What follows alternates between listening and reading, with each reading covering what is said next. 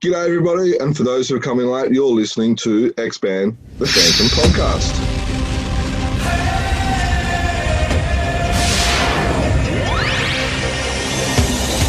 The year is 2040. The place is Metropia. Here, a new hero prepares for action. The man who cannot die. The ghost who walks. The Phantom.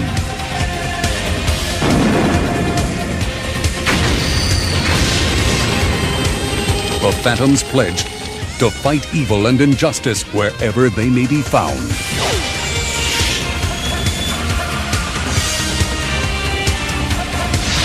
In this future world, in this dying city, with the fate of the Earth and all humanity in the balance, the Phantom is there.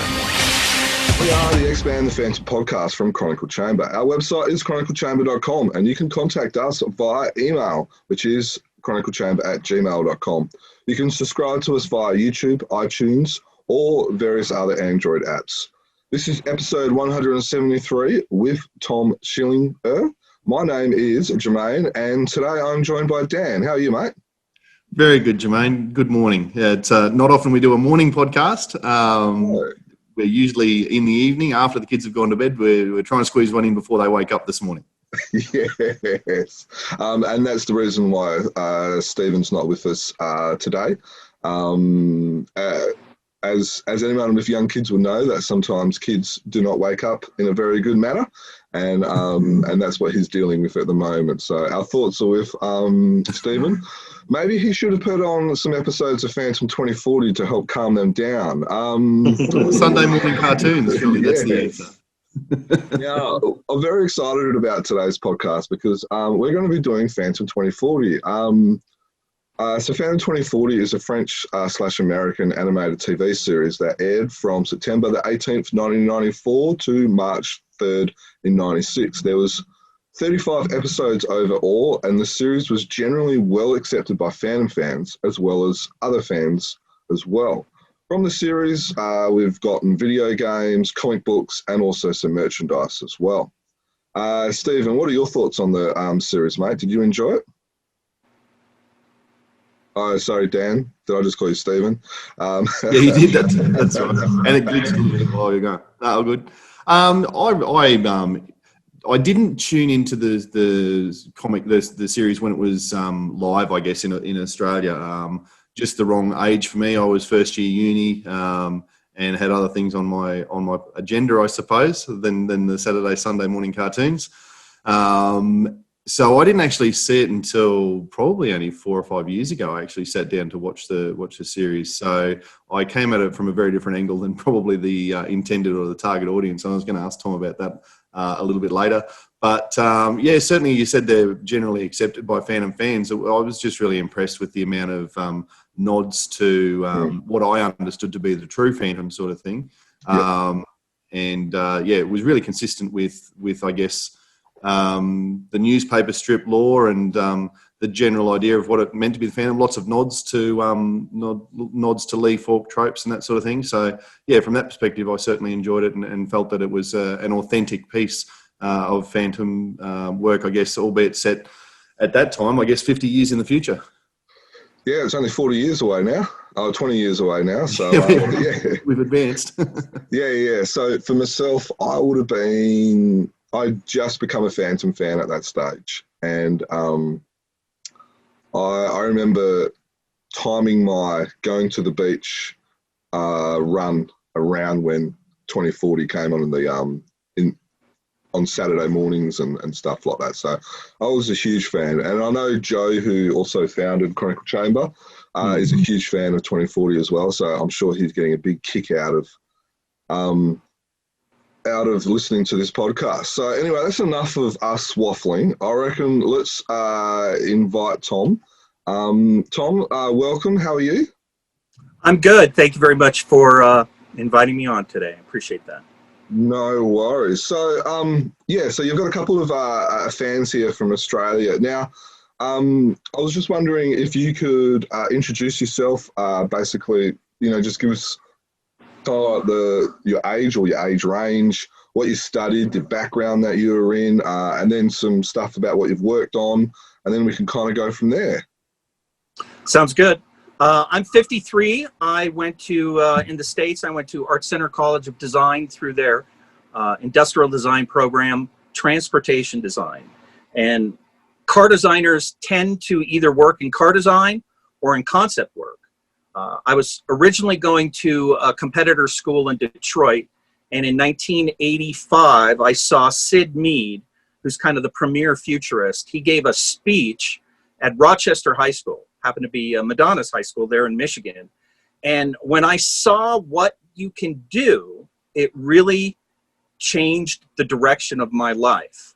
I realized that I wanted to go into entertainment design. He was a futurist. He used his industrial design training to what would things look like, not just a car 5-10 years from now, but I mean, at the time we did Phantom, that was, 30 to 40 years, or actually 50 years ahead. So as industrial designers, we're trained to do projects like that. And at that moment, I transferred from my school in Detroit, went to Art Center, finished up my training, graduated in 91. I worked in set design for a little bit, did some restaurant design, and then I was offered the position in 1993 to help develop the Phantom. And it was for the Hearst Corporation, which has owned the Phantom property, I want to say in the States until day one. So they knew the Phantom really well. They had Prince Valiant as an animated show, and this was the next show they were developing. And since then, I have worked in entertainment design now for about 30 years. I do a lot. I guess my bread and butter is movie posters would be number one. And I do Imagineering work for Walt Disney. I do theme park design for other clients. I have a variety of other little tiny, I do 3D printing and product design, and I work with architects, but I would say 90% of my work are movie posters. I do 3D illustrations, so I do a lot of logos for superhero movies. I did the Aquaman logo, Shazam, those are the newest ones. Wow. I did the posters for X-Men 2, X-Men 3, X-Men 5, Superman Returns, and I do a lot of 3D illustration as well. Sometimes it's very concept-based, which the Phantom was, and other times I'm just rebuilding props from films that they need at the right angle for a poster. But I've worked all the way up to being a 3D design director, but I have been self-employed for the past 11 years, and I relocated out of Los Angeles to Colorado, where I grew up as a kid, and I work 100% remote. So it kind of set me up for the current work situation that everybody finds himself in. Yeah. And I bounce around and do a little bit of everything right now. So oh, wow. There you go. It's a pretty impressive list of credentials there, Tom. And I didn't realize that you so heavily involved in modern stuff like the Aquaman and Shazam that you've just mentioned. You must have been a fairly young man then, I suppose, when you were working on Phantom 2040. Yes, it was. I was in my mid-20s. It was my first art director job. It was actually, there was an interesting split in my career. At the time, I'd done quite a bit of set design for commercials, and I did a restaurant design in Beverly Hills that was themed after architects, which I will talk a little bit about how that connected to the Phantom. And from there, I went on an interview to be a draftsman, which was only a 3-week gig on the film Stargate. And I was going to work directly with Patrick Tartopoulos, who was the production designer. And my job for 3 weeks was going to be doing the drafting work on the spaceship Pyramid that lands on the pyramid in the film. It was going to last less than a month. Simultaneous to that, Paul Lassane, who was a friend of my roommate in college, who is known for being a matte painter through Disney Days back on Glass. He was the production designer on Prince of Egypt when DreamWorks opened their animation department. He introduced me to David Corbett, who was developing Phantom at Hearst. And so I got offered an art director job, and that job would have been 3 years. So I had 3 weeks of work or 3 years of work. And so I took the 3 years, I walked away from film per se and went into television animation. And so that's kind of how I got connected to the Phantom series. And I was green. I was young. I had never done an art directing position at all. David was attracted to the fact that I knew Sid Mead. There was a lot of a Sid Mead influence, and that as an industrial designer, I was trained in concept design, and he wanted somebody outside of animation who specifically was product and transportation savvy to design, because there was a huge amount of assets to design for the Phantom. Yeah, especially like the buildings, the vehicles, and all that. It was mind-boggling as I would have been 12, 13 or something at the stage. Now, did you know of the Phantom, or did you ever read the Phantom previously, or? I did. I actually have a big little book that my mom had from the 1930s or 40s that I guess today would be worth a good amount. They're really small. They're like this big. They're like 4 inches by 4 inches, and they're very thick. And I had read that over and over, and I had known the comic as a child. So when I was brought in, and they had taken him 23 generations into the future, and they used Blade Runner, which is every industrial designer. That's kind of you go to industrial design school, like the first week you would watch Akira and you'd watch Blade Runner, and you were really bathed in creating an entire world. Like you said, everything from the city to the vehicles to the fashion design, everything, and taking this great character, which really hadn't been touched. The Billy Zane movie was coming up a few years after this. Nobody had really, it had fallen off everybody's radar, and this was before superhero films were as popular as they were today. But yes, I was familiar with the Phantom. Awesome. So did you read the strips in the newspaper, or?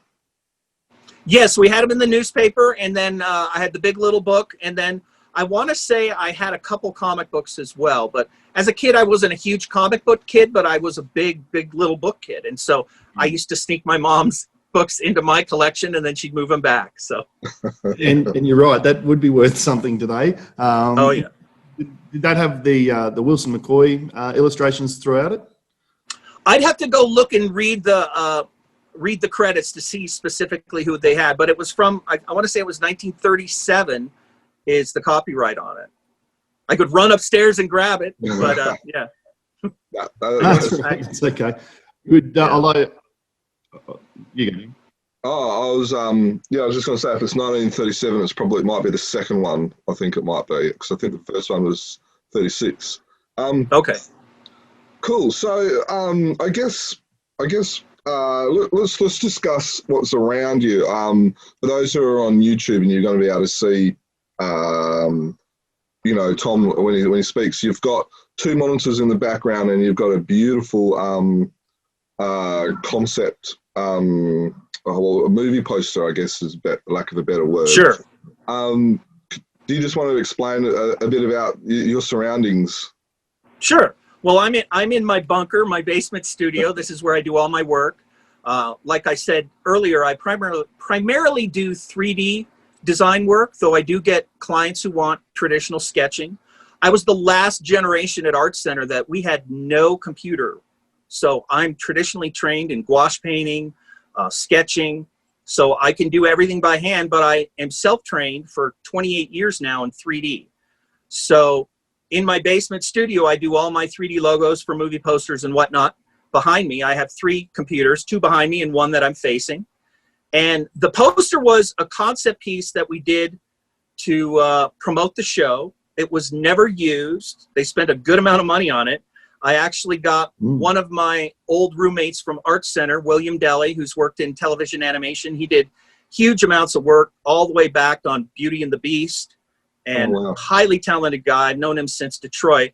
And so I did the sketch, or I did the layout for the poster, and he painted it. And they never used it. And when Hearst Animation Productions closed their offices in Los Angeles, the then producer basically gave me the poster. And that was the one original big piece that I got when I left.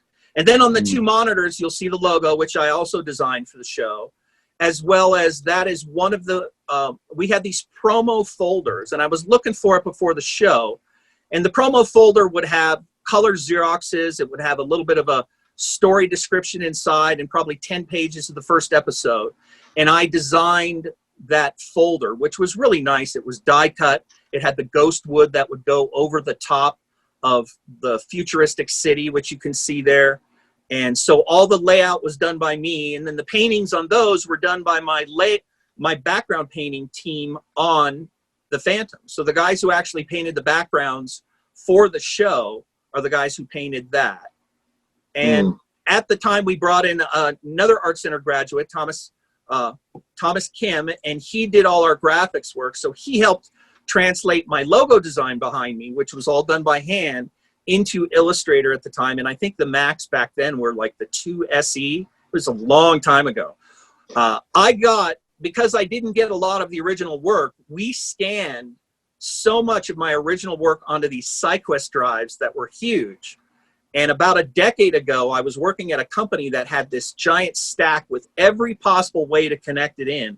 And I brought in this stack of SyQuest drives, and we extracted stuff that was from the 90s. And this was, in the mid 2000s. And that's how I got all my Phantom stuff. And then I up-resed it. And so pretty much everything I scanned is on my blog. It's on my Instagram. So you can have access to huge amounts of Phantom artwork. Now, the stuff that I did is I would do the pencil drawings, and then it would go to the prop department, and then they would just ink over the tops. The actual finals were inked, single line width artwork done by the gentlemen who were in the prop department. But behind me, what you're seeing on my screens are two of my favorite pieces, and then obviously the big poster that has sat in my studio ever since it was finished. So, yeah, that poster is amazing. It seems to me that that poster is just incredible. It's a shame it never did get used.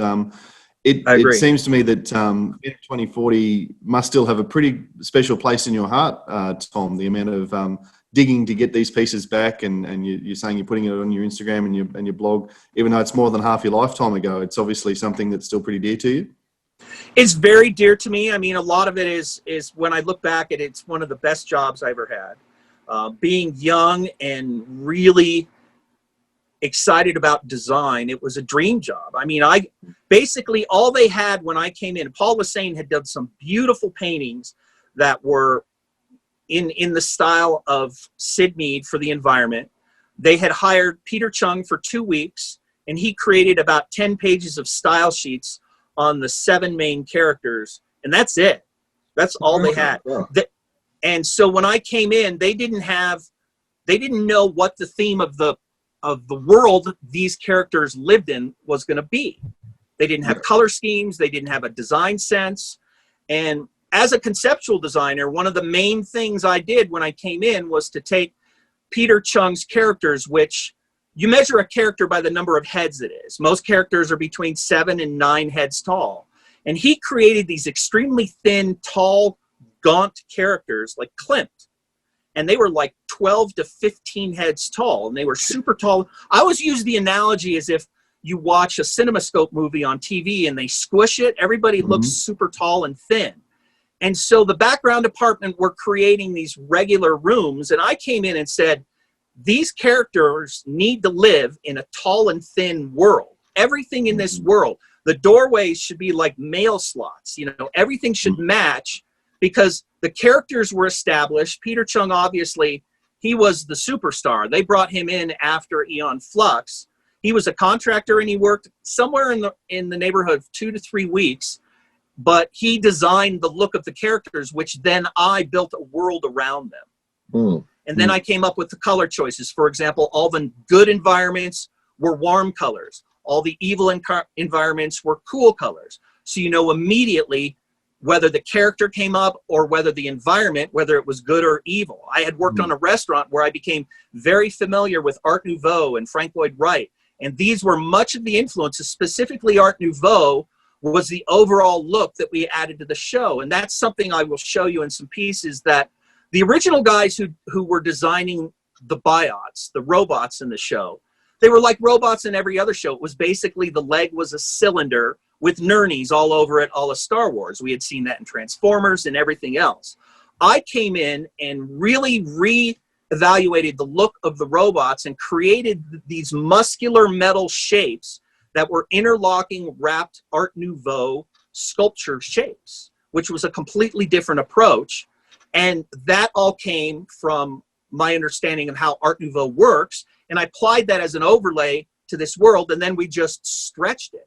And one of the tricks we used to do is when people would sketch their characters, they'd be too short. We had a trick where as it was Xeroxing, I would move it across the Xerox pad and it would stretch them, and I'd say, draw it again, because they just didn't fit. We wanted everything to come back to that original look that Peter had in his characters. And so coming in, it was a massive task. It was coming up with a visual story Bible, color schemes, and shape language. And another huge piece that we can talk about a little bit is the technology of having the city above the other city and what technology they used. And at the time, everybody was using, ray guns and ways to make these things float via magnets. And I chose to use fan power because as an industrial designer, I'm like, well, that's realistic. We could do it. And as I fast forward and I look at movies like Avatar or anything else, and everything's fan power now, and they actually are building motorcycles and hovercrafts using fans because we don't have magnetic levitation systems. It's kind of interesting to see that. I mean, I created 45 to 50 vehicles all based on using fans. And here we are 25 years. So as a futurist, to see that I kind of picked that right. And when I look at Phantom, it's like, yeah, okay, I get it. And that was kind of fun. But being as young as I was, there's nothing in my career has really touched that. And I'm still great friends with a lot of people who are on the show. And some of them have gone extremely far in the animation world. And a couple of people have become actors. A lot of them are writers, but have a great regard, not only for the show, but for the opportunity they gave me through the Hearst Corporation. They own a lot of stuff. And I always bug, there's a guy in New York, Frank Caruso, and every once in a while I'll bug him because he was the direct connection to us because they own Popeye, Betty Boop, and Beetle Bailey, and so many great properties that we got to get some of those things out. So. Oh, totally. We've several times on the podcast, we've always mentioned that they've, obviously we're Phantom fans, but, they've got a great array of characters, and it's a shame they haven't really monopolized currently with the superhero trend. Correct. So and the Phantom will be perfect for it. So yeah. Well, they like I said when we were talking off the air, is that I did come in contact with a guy who presented a script just about 10 years ago. And so there are a lot of people who want to resurrect the property and bring it back. And every once in a while, you'll hear little rumblings. And especially now, because it's using, whether it's a graphic novel or a comic book, is that there's such a wealth of amazingly good writing. And it seems that they've skipped over the Phantom, partially maybe because it's not part of the big Marvel or DC universe. It's an independent, it's its own animal, and it's old. It goes back really, really far. And to me, they should definitely leverage that property. They have a lot to do with it. Like you said, there's a huge fan base. I'm on the Phantom 2040 group on Facebook, and in South America and Australia, I would say in those two areas, it is massive. I mean, it is huge. So. Yeah. Well, yeah, like I was saying, a lot of my friends and all that, we all watched it, when it was out on TV in Australia. I know the toys too, Jermaine. Yeah, a lot of 2040 toys that came out. One of my prized possessions, actually, over here, are actually these little PVC figurines. I've only managed to pick up DVL and the Phantom. These are from the Germany. Nice. But, I can talk to you about the toy line too, if you'd like. Oh yeah. Well, we'll definitely get onto that as well. But these are some of my favorite pieces in my collection. Those are outstanding. So with this, they came with Garax, Guran. And then I think there was Rebecca Madison as well. Okay. 5 or 6 in that line. Very hard to get a hold of. I've only seen a couple of these floating around in eBay in the last 20 years or so. But yeah, so it's just a great line. I know recently it would have been probably maybe 5-10 years ago, season 1 came out on DVD. Okay. We released season 2. on DVD, and there's only a few. Whether it's on YouTube or we've even got season 2 on our Patreon page. But a lot of people haven't seen season 2 or they haven't seen it recently and all that because it's just not available. It's not out. It hasn't been released on DVD or anything. So, there's definitely a fan base. Oh, yeah. Well, it's like everything else. Is if you get Netflix to pick it up, it's like Cobra Kai is all of a sudden it's like massive. You get one of the large distributors because they want content. There's a huge fan base. Something like that picks it up. All of a sudden, it's gonna go like wildfire. Yeah, in my opinion. On the podcast, we've said probably a million times. All our listeners are probably sick and tired of us talking about it, but we think Netflix would be the best choice because when you've like what you did in the show, when you had flashbacks of past Phantoms, and you had the 22nd Phantom in various episodes. You had the 21st Phantom. You had episodes with the with the Sky Band and stuff like that as well. And that's the beauty of something like Netflix's, where you can really flesh out all generations. Correct.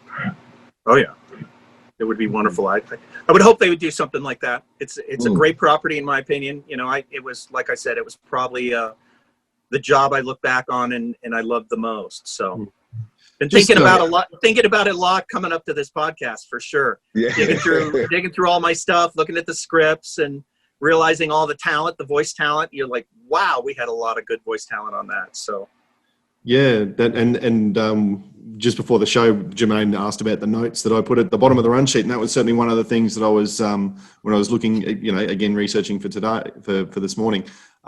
Just go through IMDb and the voice talent that was attached to it. Almost everybody's gone on to bigger and better things, and it seems to have been the whole series. And from what you're saying about the creative team behind the camera as well, it seems to have been a launching point for quite a lot of people. Yes, not just on-screen talent, but off-screen. Production assistants are now executive producers at Cartoon Network, I know. Oh, wow. And they've been working in animation for 30 years now, and they all some of them started as runners there. And I know one girl in particular who was a runner, and she's now an executive producer at Cartoon Network, worked on Powerpuff Girls, and just Phantom really launched a lot of people.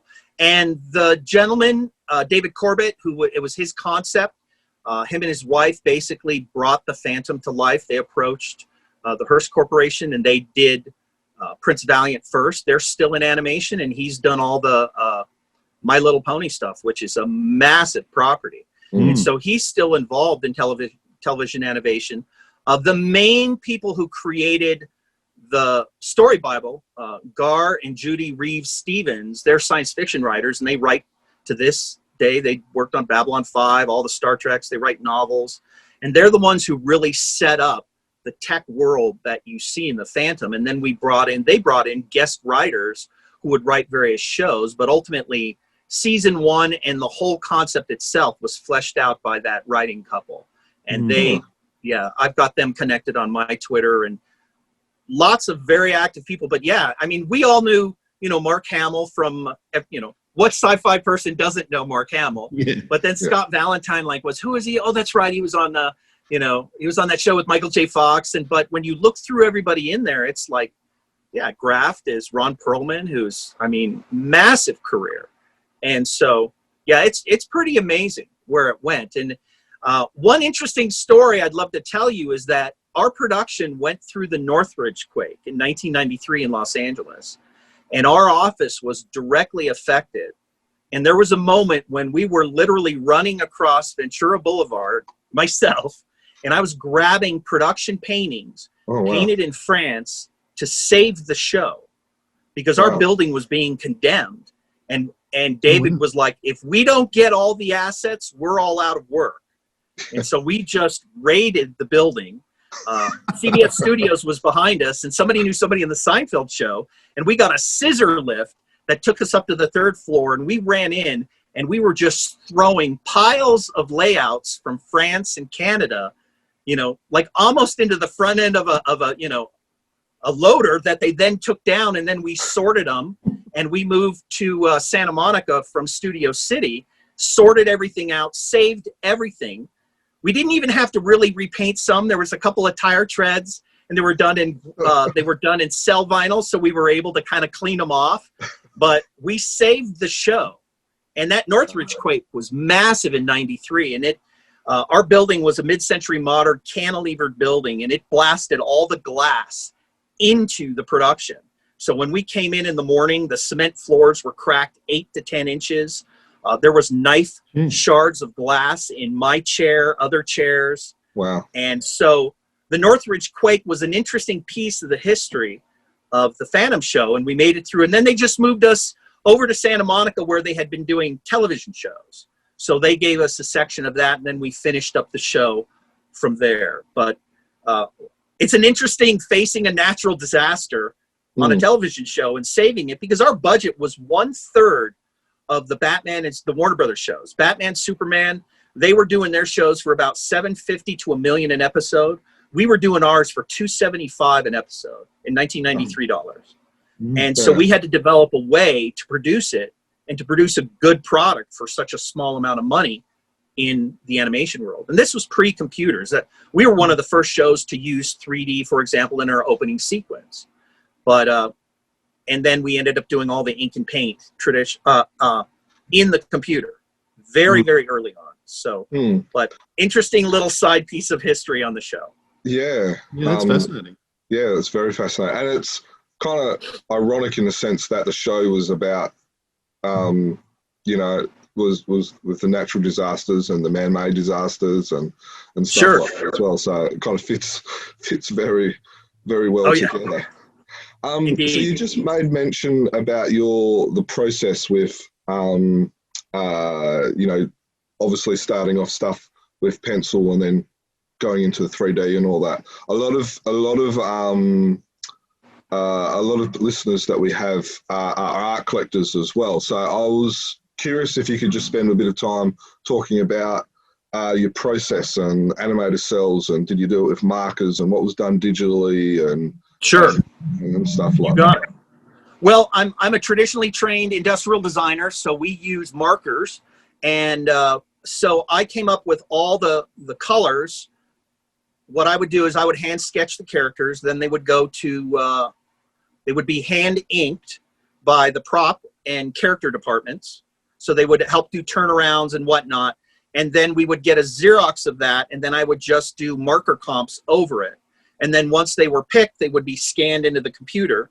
We did bring somebody in, and they did about 5 or 6 test true cell vinyl cell paintings to see how it would look. Because, like I said, in 1993, we had both options to do it either digitally or to do it traditional. And all the animation finishing was done in Seoul, Korea. We had all the background paintings were done in the south of France, in Angoulême. All the layout was done in Canada, and we did all the design in the States. And so I had to visit Canada, I had to visit Paris and south of France, and I had to visit Korea to oversee. And they eventually went with an ink and paint system, which back then I believe was on an SGI. They had a computer like the size of a refrigerator back then. And so they did all digital. So there does exist cells, not very many. I don't have them, I have pictures of them, but there really are only a few. The background paintings were all traditionally painted, all of them. Yeah. They were painted on cold press illustration board. They were scanned traditionally, and all those are wherever Hearst, because the Hearst offices in Los Angeles were closed, as well as animation. They closed everything. So somewhere in New York City at William Randolph Hearst's, in their archives, they have all the original background paintings, which are real traditional. They were painted with cell vinyl, and none of them were digital. The opening title sequence was designed by me, and then it was done by Anatel, Say Young Animation in Korea, and it was done on an SGI. But so all my originals, typical car design guys, we work on vellum, and I used colored pencils. So I sketched everything out, and then it was all inked.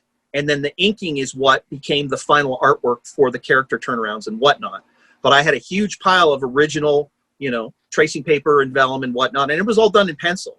And then all my color work was done with marker. And I did a few background paintings, but I really left that to the painting department. We had really, really talented painters. So it was, we had one woman who had worked on Bambi, and she was in her 60s. And so she was a traditional, old school, had painted, you know, a long time ago. I was the young kid when I came in. Everybody was like, this guy doesn't, you know, I'd never worked in TV animation. I was green, and, you know, so I got a little bit of flack for that, but they liked, as an industrial designer, the way I approached it is that as industrial designers, part of the design process isn't just the design.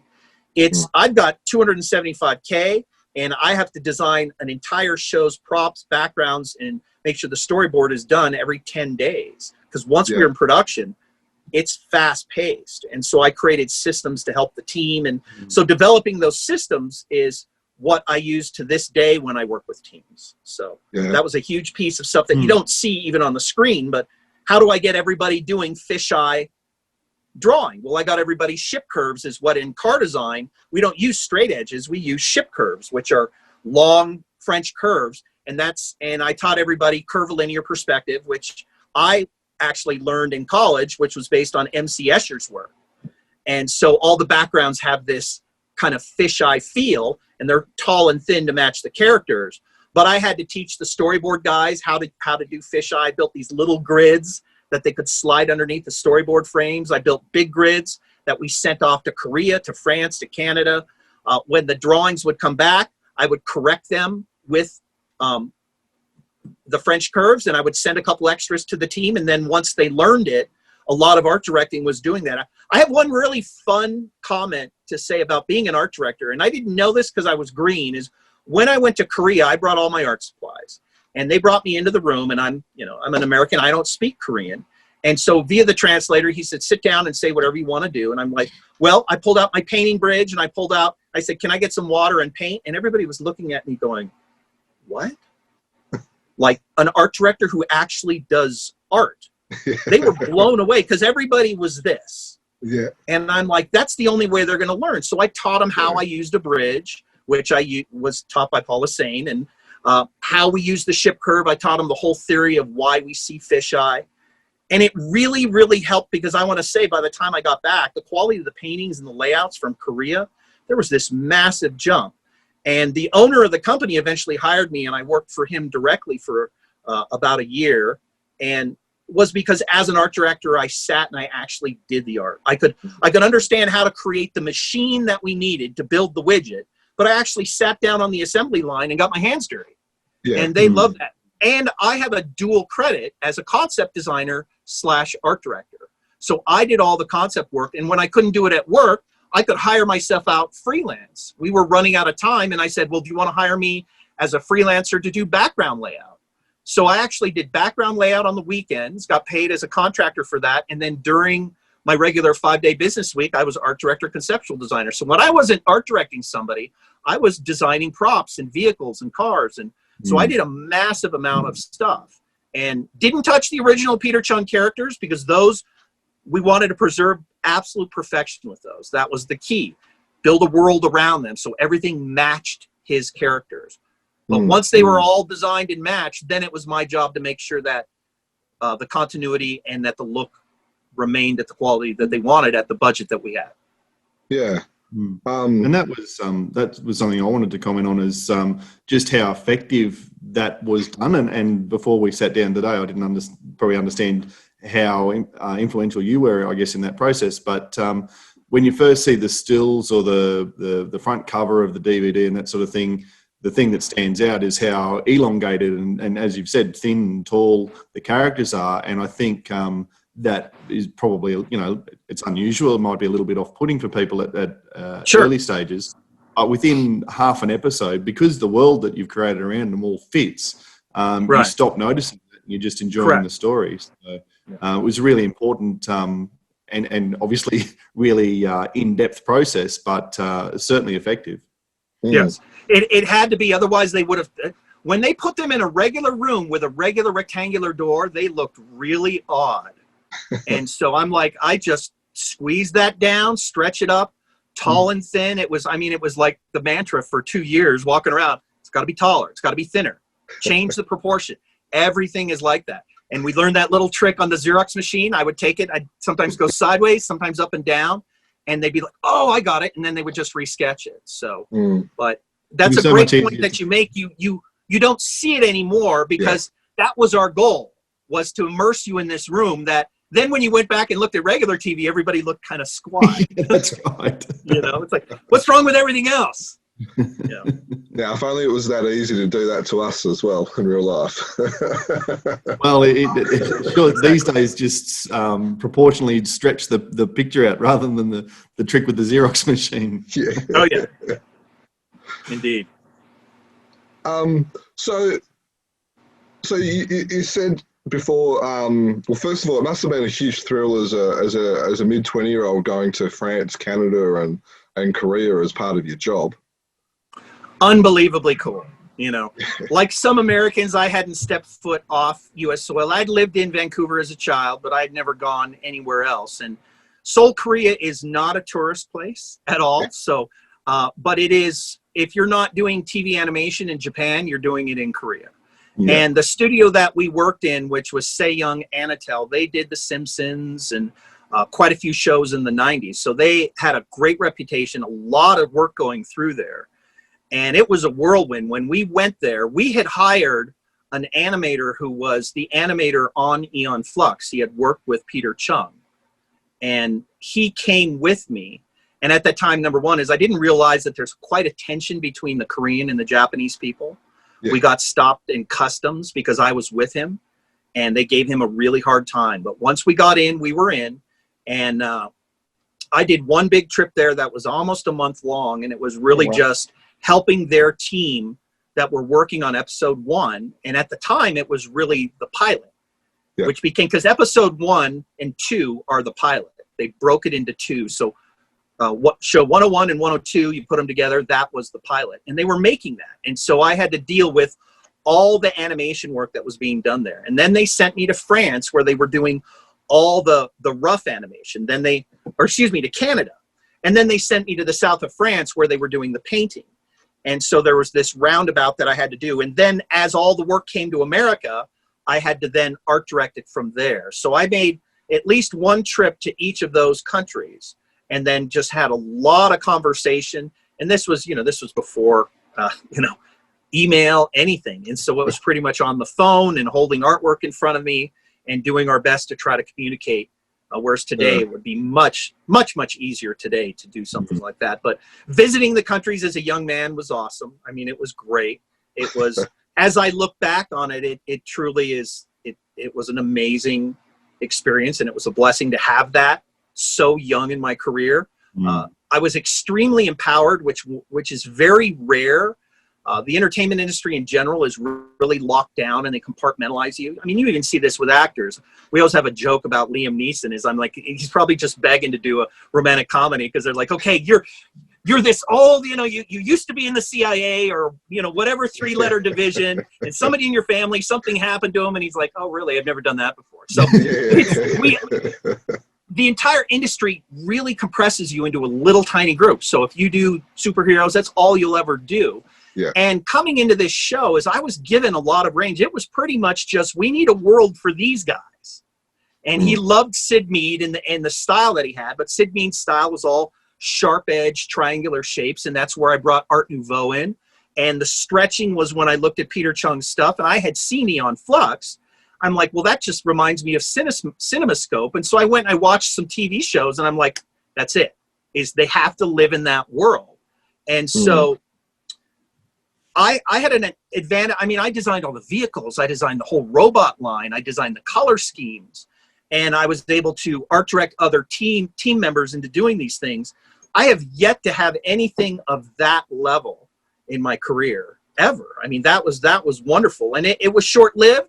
I tried when Hearst closed. I tried to get an art director job at Disney. They were working on Gargoyles.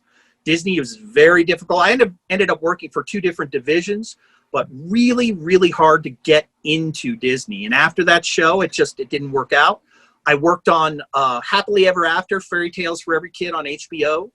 I did prop design for that because some of the people who I had worked with at Phantom were working on that show, and they brought me in.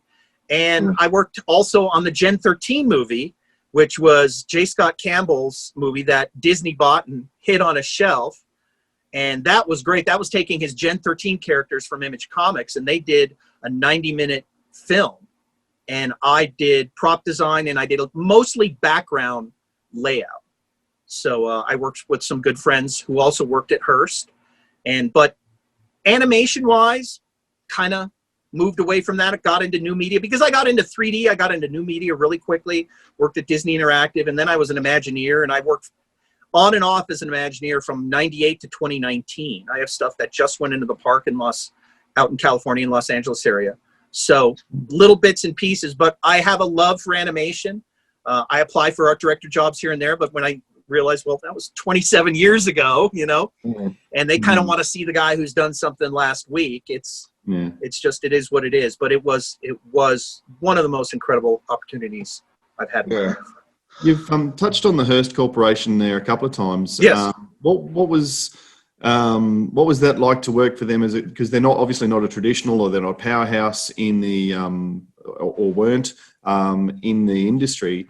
Was that perhaps why you were able to have a little bit more freedom? Is that they were a new or a smaller company and all the rest of it? What was it like working for them? That's a great question. I mean, they're known for publishing in the newspapers and magazines from New York City that they have. However, because they own King Feature Syndicate, Frank Caruso, who was the liaison, who's actually still there, they have such a love for their properties. They know Popeye and Beetle Bailey and Prince Valiant and the Phantom, and we worked on Flash Gordon after the Phantom, which they did just one season of that. They love comics. They love artwork. But because they weren't a powerhouse of entertainment, so to speak, that's a really good insight. I think that you might be right as to why they gave me that. Ultimately, the kudos would go to David Corbett, who hired me. Is that, I mean, when you're a good producer, your job is to empower everybody. The writer, you write it. I want you to write it. You can give them suggestions, but you let the writers write. You let the art directors art direct. You let the painters paint.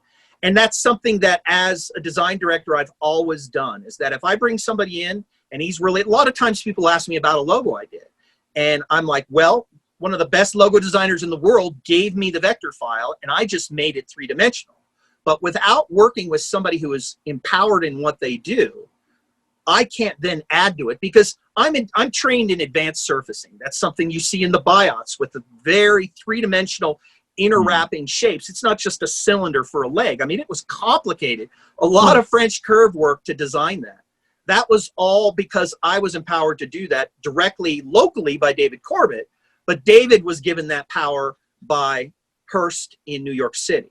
So I would say that if Hearst didn't give him that power, I would have been doing little beer cans, cylinder limbs, and they would have been strong-arming me. And I've had logos for films that are extremely strong-armed. They just come in and literally just say, they hold up a picture and they say, you want to take this and that vector and make it, and they nitpick it to the end. And other ones back off and just kind of say, hey, we want to make it glass or metal and do something cool.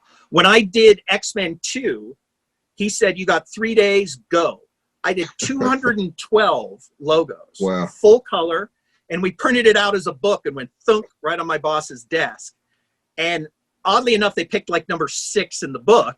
But I mean, it was like they had never had anybody give them that much. He printed up bunches of copies so that when he went and did the next superhero film and we wanted X-Men wise, he would just hand it to the client and just say, this is the kind of range we can give you. Hundreds of looks.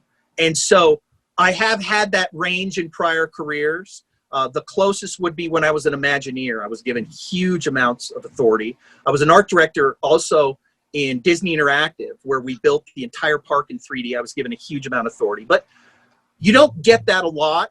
And I always talk about that when people hire you as a designer, they can hire this part of your body, your wrist, or they can hire this. Hearst, and it's not always an either or. Hearst got them both because I helped develop and come up with not only the visuals, but how it's going to be built. And then I actually drew and designed a huge portion of the assets for the show. And bar none, no other client has given me that. And so not only did I love the show, but You know, when you're given that kind of creative freedom, you kind of see what you're made of and what you can actually do.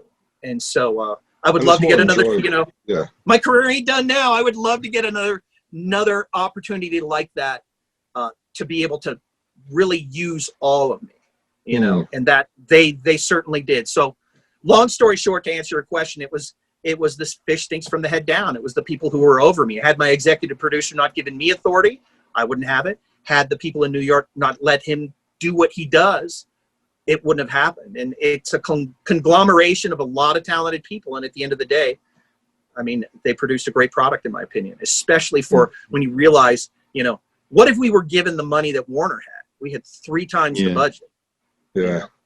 We might have got more than 2 seasons as well. That's right.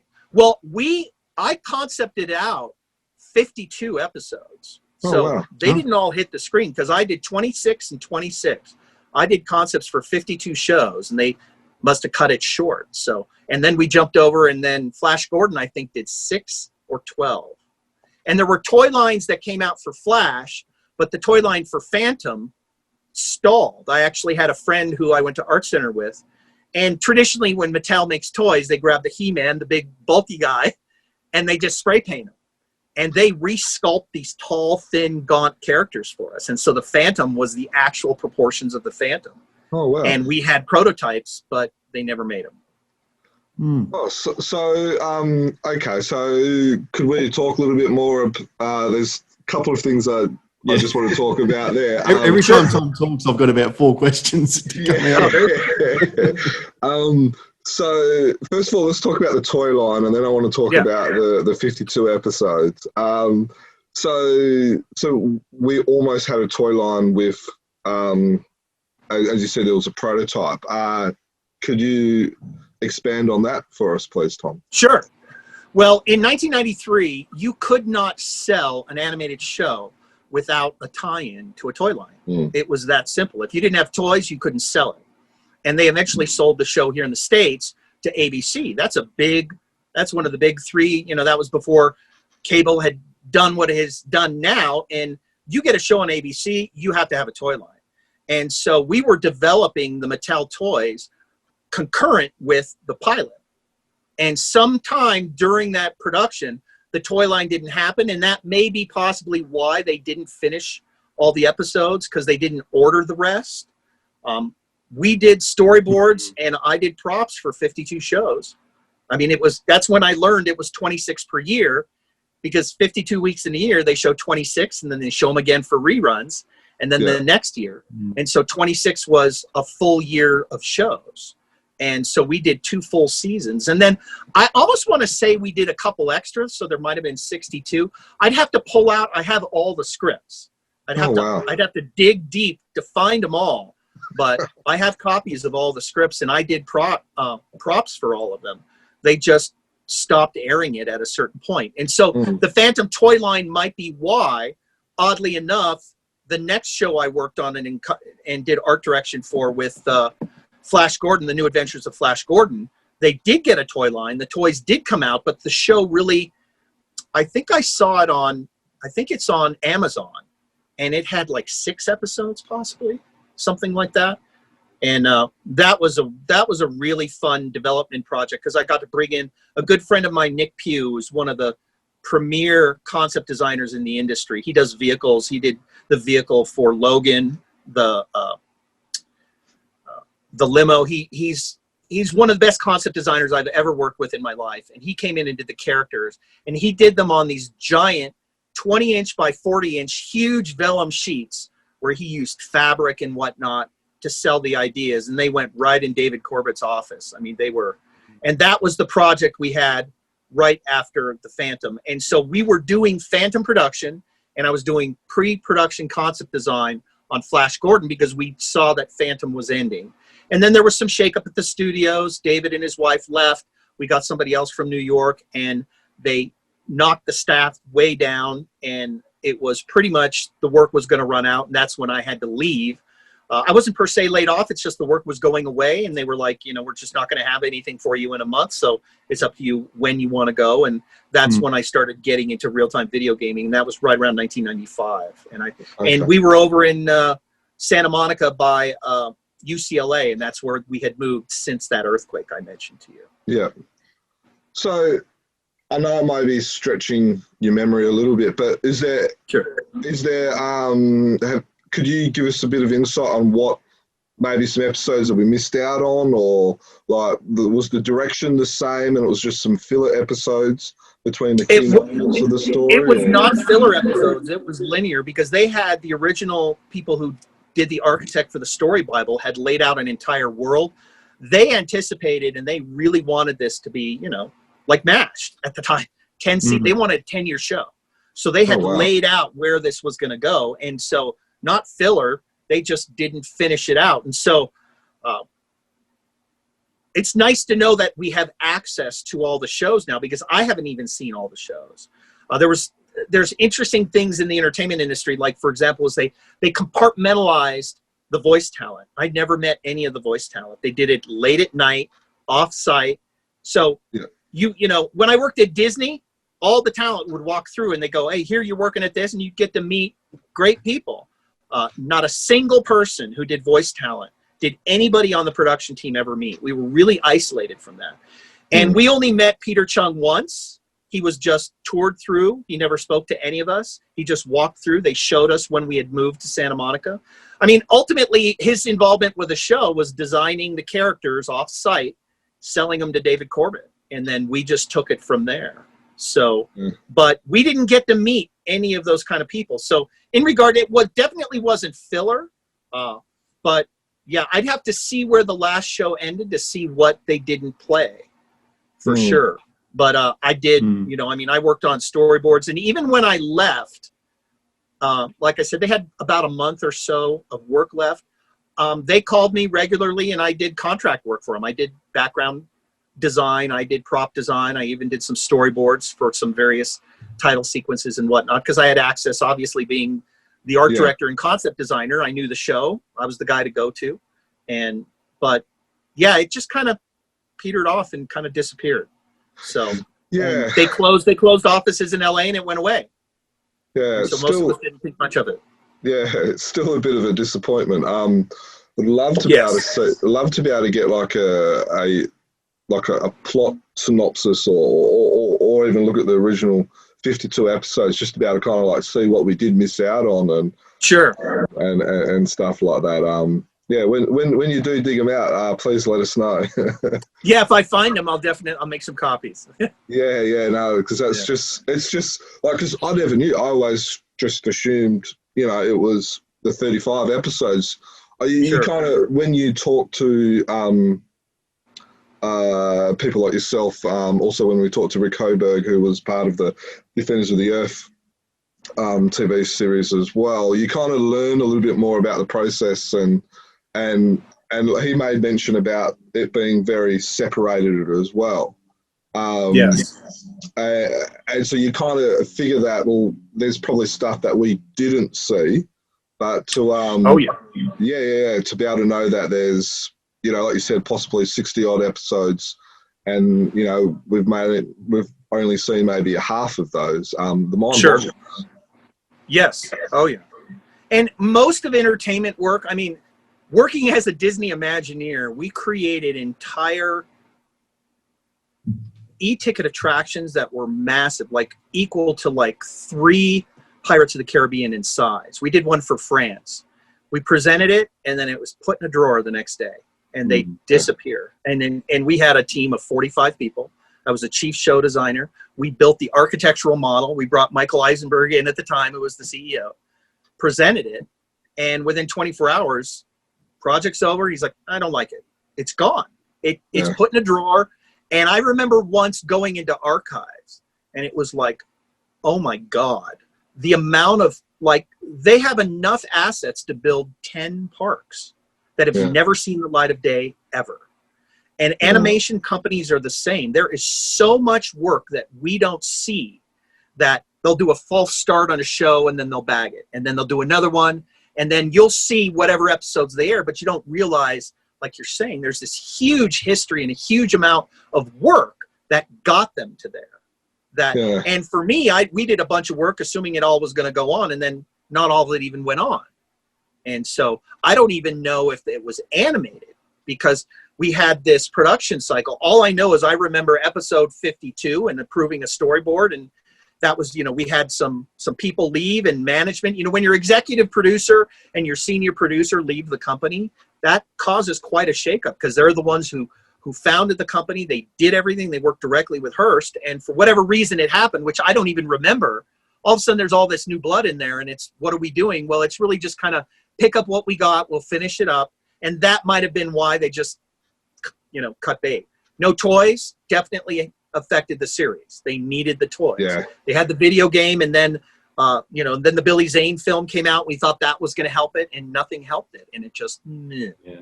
So, Yeah. too bad for us Santa fans. Yeah. Jermaine, Jermaine, do you collect much of the? Sorry, Jermaine, do you collect much of the Phantom 2040 toys? I know there's. If I could find them, I would collect them. So yeah, it's.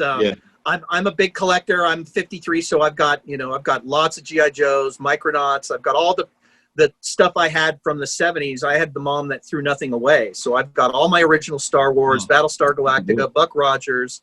I got Micronauts. I got Planet of the Apes, Zira in package, and all the 12-inch Joes from the 60s. And I've got like 450 GI Joes. So I've been a toy collector my whole life. I really got into comics when I was working on the Phantom.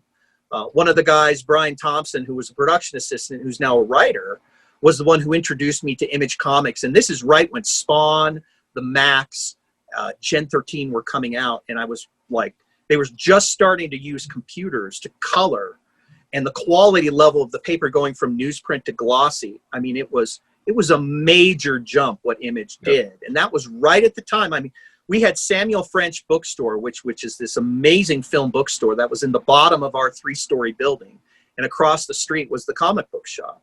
So we were right there in Studio City. I mean, CBS Lot was behind us. As we went across the street and got tacos, you know, Michael Richards, Kramer, was getting tacos in front of us. We were bathed in entertainment. This is the 90s. Everything was great. And comic books were really coming up. And like you said, I mean, I was young. I had a lot of authority they had given me. It was a dream job. It was really wonderful. And, you know, we made it through the earthquake and then the shakeup at the company. And then just eventually, it really bummed me out that I had to leave.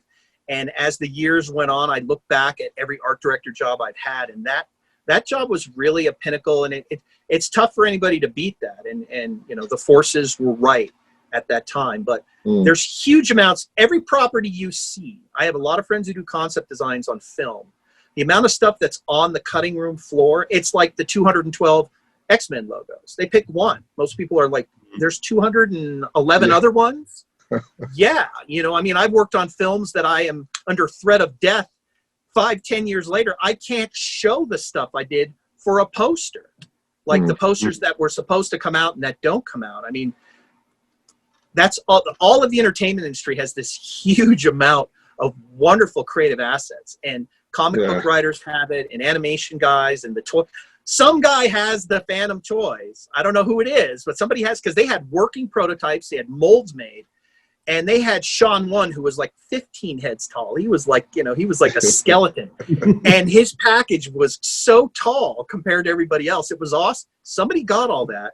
And they did a single run, but not us, you know. And I 27 years later, I haven't even heard of them. So I have no idea. Yeah. No, I haven't heard of any prototypes or anything. So were they articulated figurines? Yes. Oh yeah.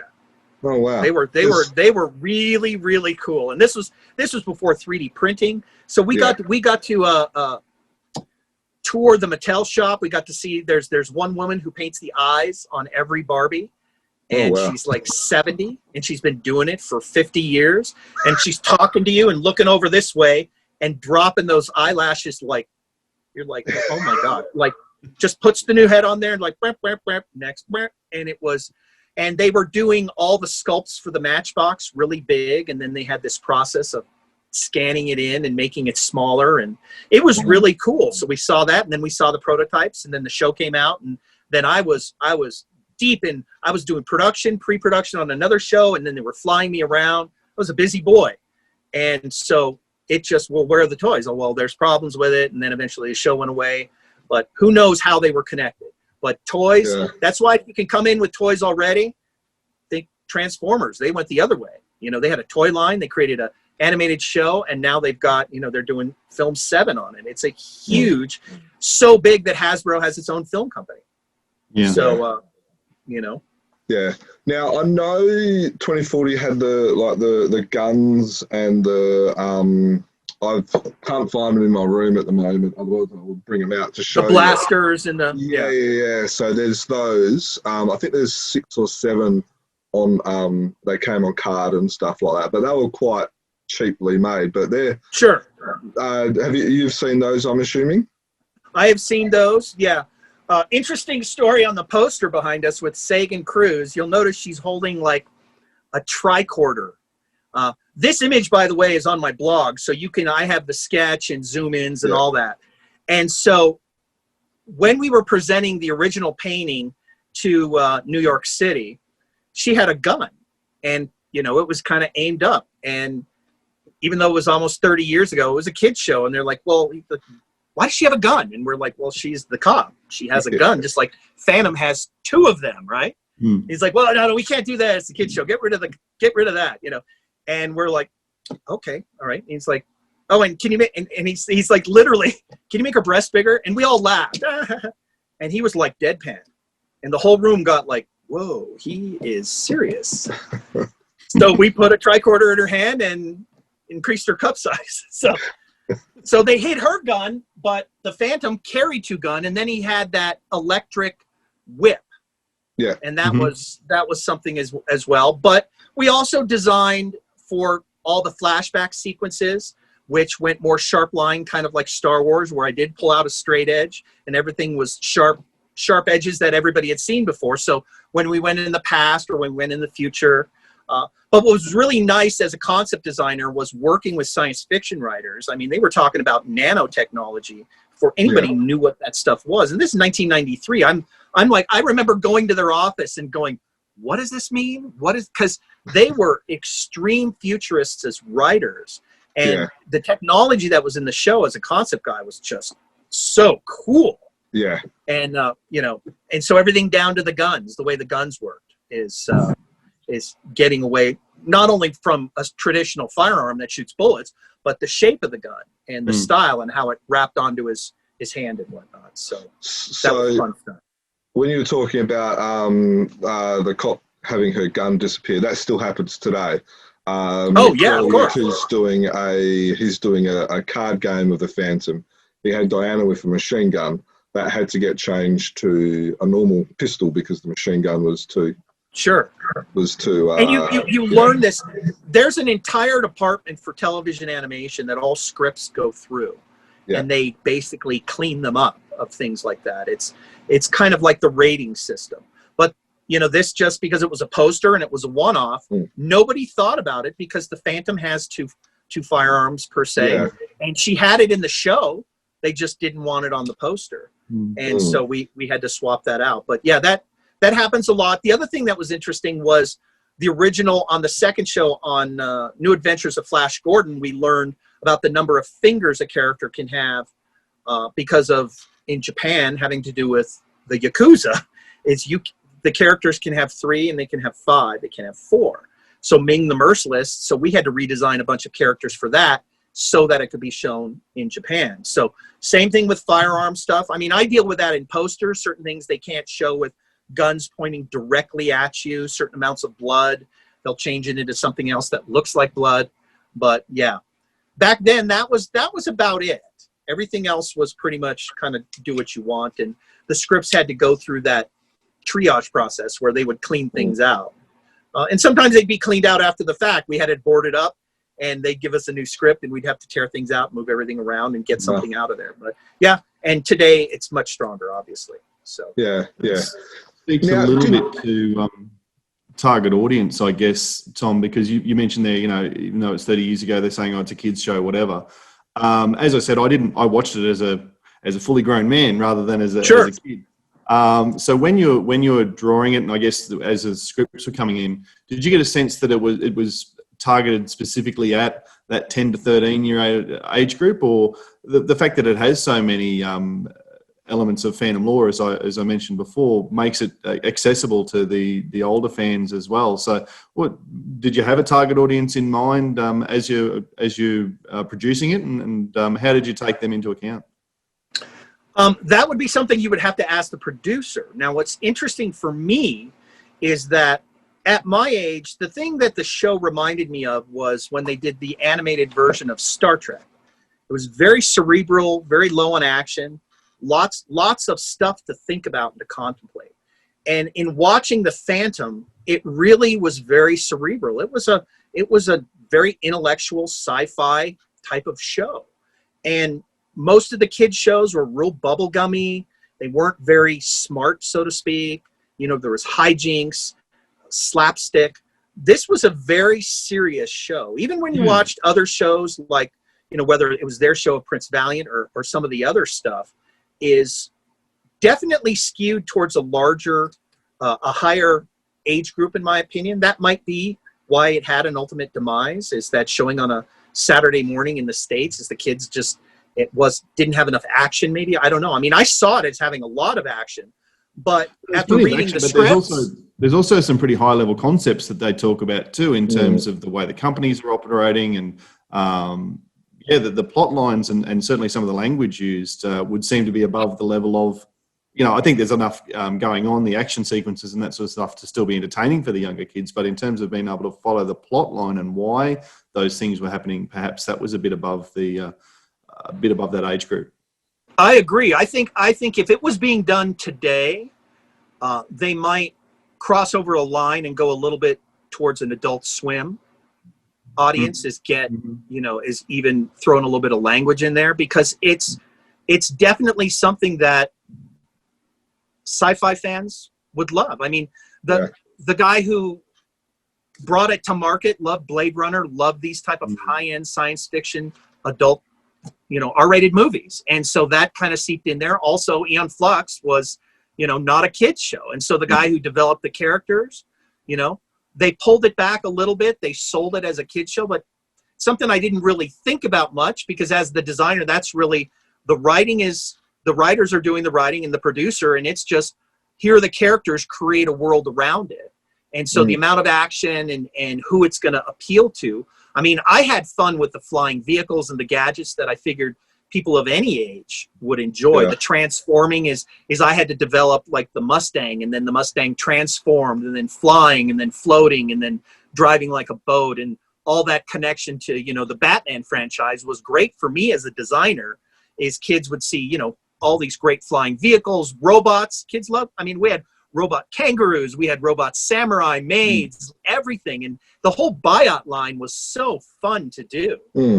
That as an industrial designer, that was one of my favorite parts, was doing the buyouts, and then the buyout Phantom and the interchangeability, and that was a piece where now with 3D technology, I mean, I've thought of going back and building my design of one of the buyouts in 3D to show it as a real sculpture.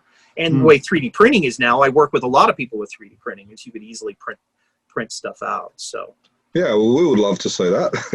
Oh, there you go.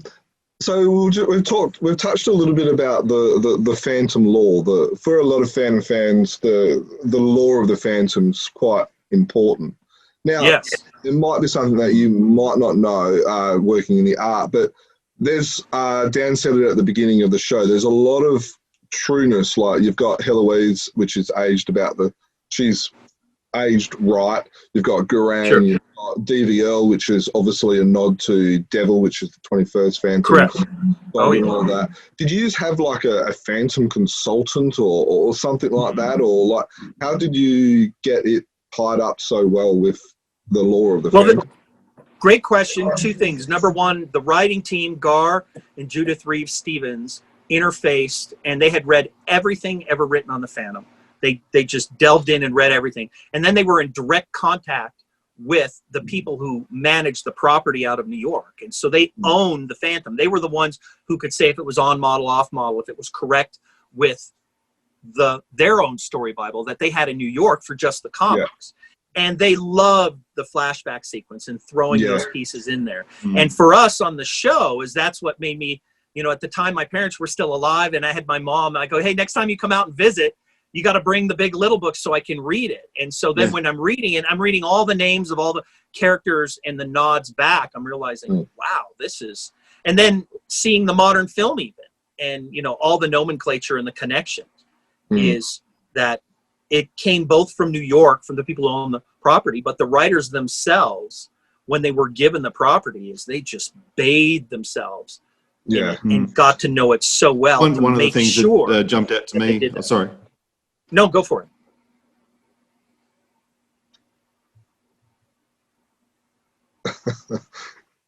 I don't know. Dan, go for it. Oh, sorry, That's right. I'm getting a sign come up saying my internet connection is unstable, so I'm probably jumping out the wrong spot there. Sorry, guys. No, just on that, I guess one of the things that stood out to me in the rewatch, there's a YouTube video that claims to be episodes 1 through 5. So I'm not sure exactly which episode it was, but I feel like it might have been towards the end of episode 2. There's actually a line where Kit Walker says, the bigger they are, the harder they fall. It's an old jungle saying. And Gran says, well, that's not an actual old jungle saying. And Kit replies, well, this is not the old jungle and I'm not the old phantom. And I thought that that was a really cool line to say, well, this isn't, the traditional Phantom, but gee, there's a lot of nods to it and that great connection to it. So that for me was a really great way to bring along the old fans and say, well, yeah, just let's enjoy this. And it's the 24th Phantom. It's not one we've seen before, but we can enjoy it for what it is. That's right. Another thing that I really enjoyed was was the flashbacks which you mentioned, but you also had a flash forward. Yes. Was it the 27th or the 28th Phantom that came back in time to the future? Correct. in a sense? So that was a cool little nod as well. Oh yeah, they loved the time travel, and like I said, is they had developed a structure for I don't know how many seasons, maybe 6 to 8. Is they had to have enough room, and by introducing flash forwards and flashbacks, they had created for us as a production department a huge amount of design that we could add in, because they could have done, you see this a lot on certain Netflix shows. Well, they'll take an entire season and do it as a flashback. Yeah. And so complete new production design. And they were thinking along those lines when they were writing it. So they might have had a quick little nod to the 28th Phantom, but they might have said, maybe in season 5, we're going to go to that. There's going to be some kind of time travel issue we're going to have to deal with. So we're going to have to go to that and connect to what's happened to our Phantom world of today. Because there was that dual level world that you see like in Demolition Man, where there was the poor city below, and then there was the nice city on top that we had in Phantom 2040. And they wanted to go back to when the city below was nice and go even farther back. And to have that range gives writers, that's their dream. Time travel allows you to go anywhere you want.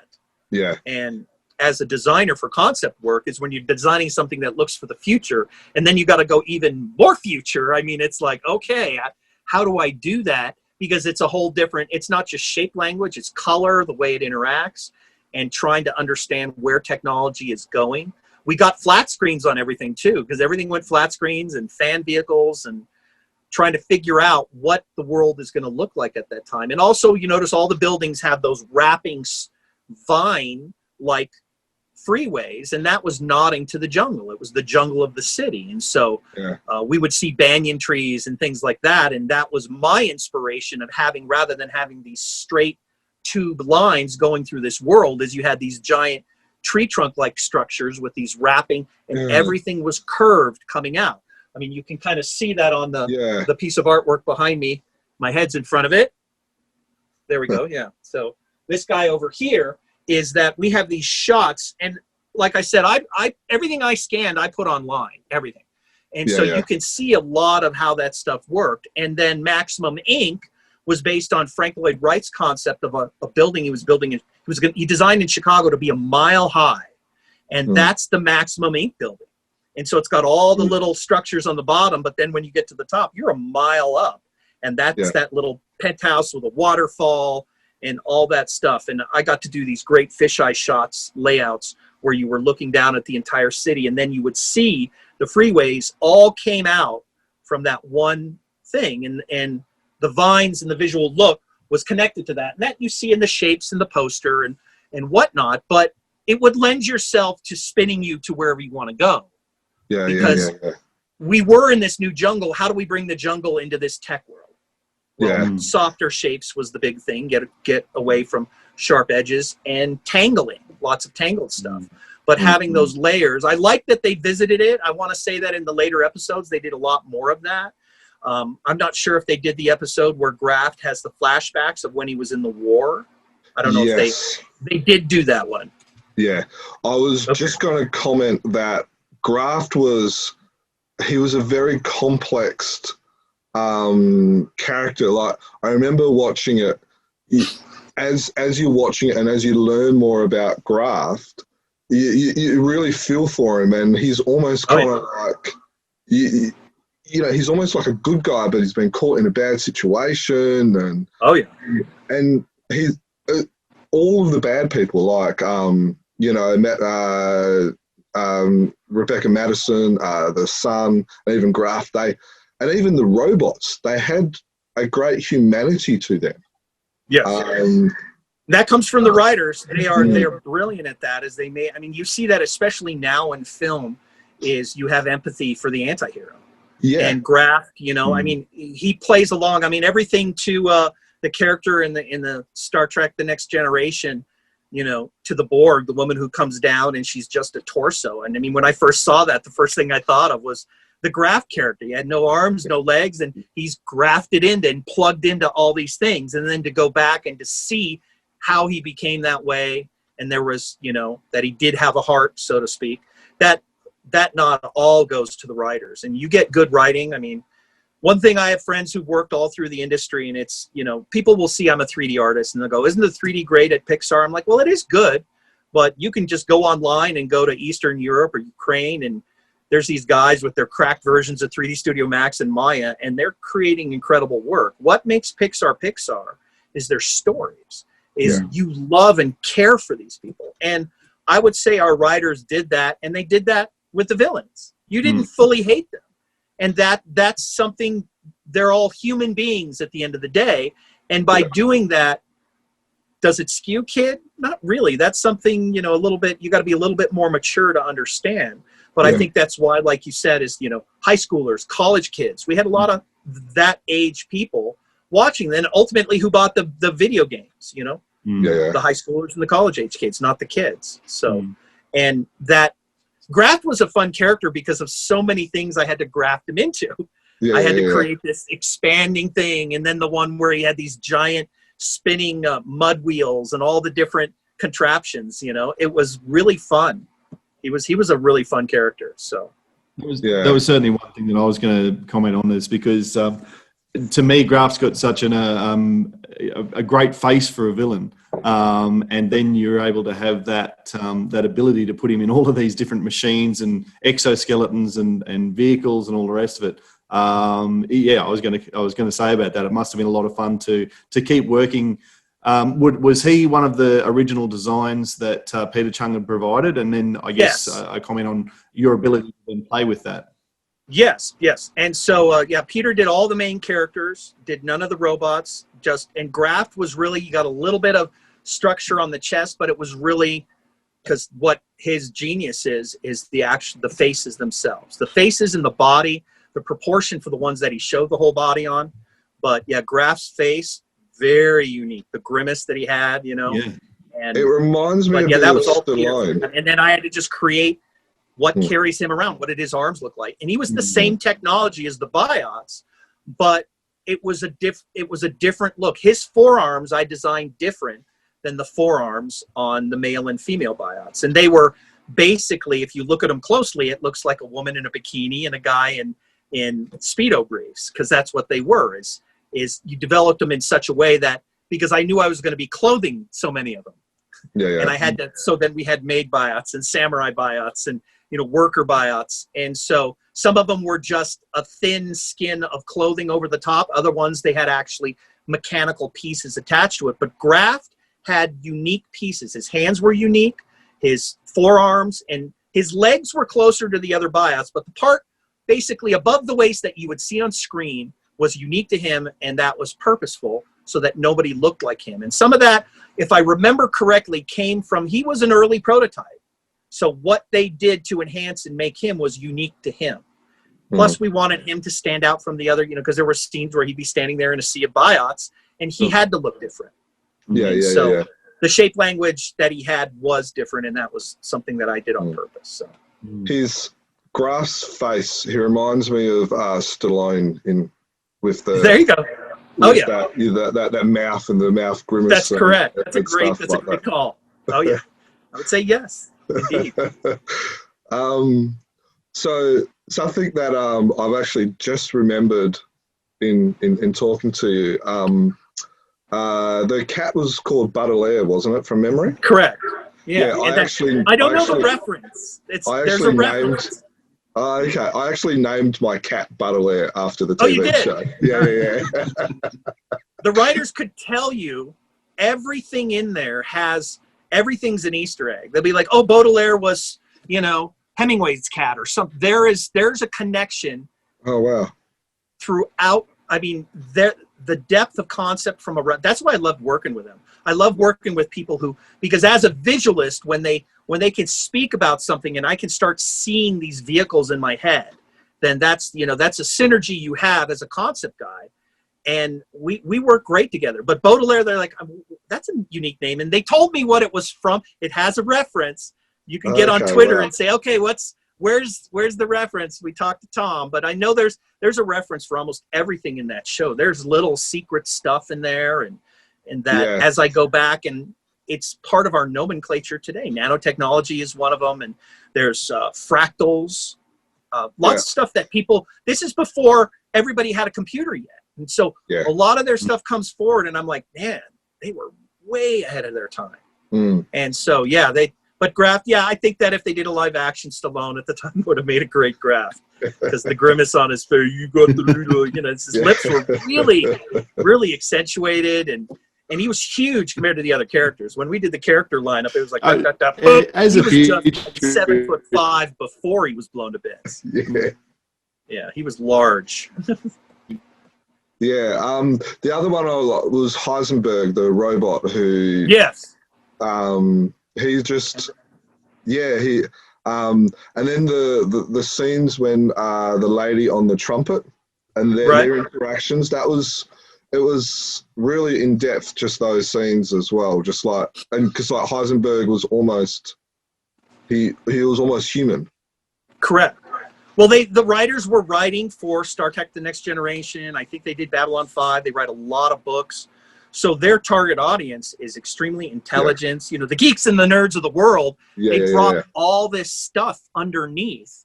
And so Heisenberg and everybody has nods to all the other stuff that they're into. And so the fact they were given the reign they were to put this into all their shows, people like you and many others, that's great. And to me, it was, maybe it was just ahead of its time. I don't know. It was wonderful. I mean, there's so many wonderful things about it, but I agree with you. It was great. No, I think it was definitely ahead of its time. Looks like we've just lost Dan. I think Dan has just come back on.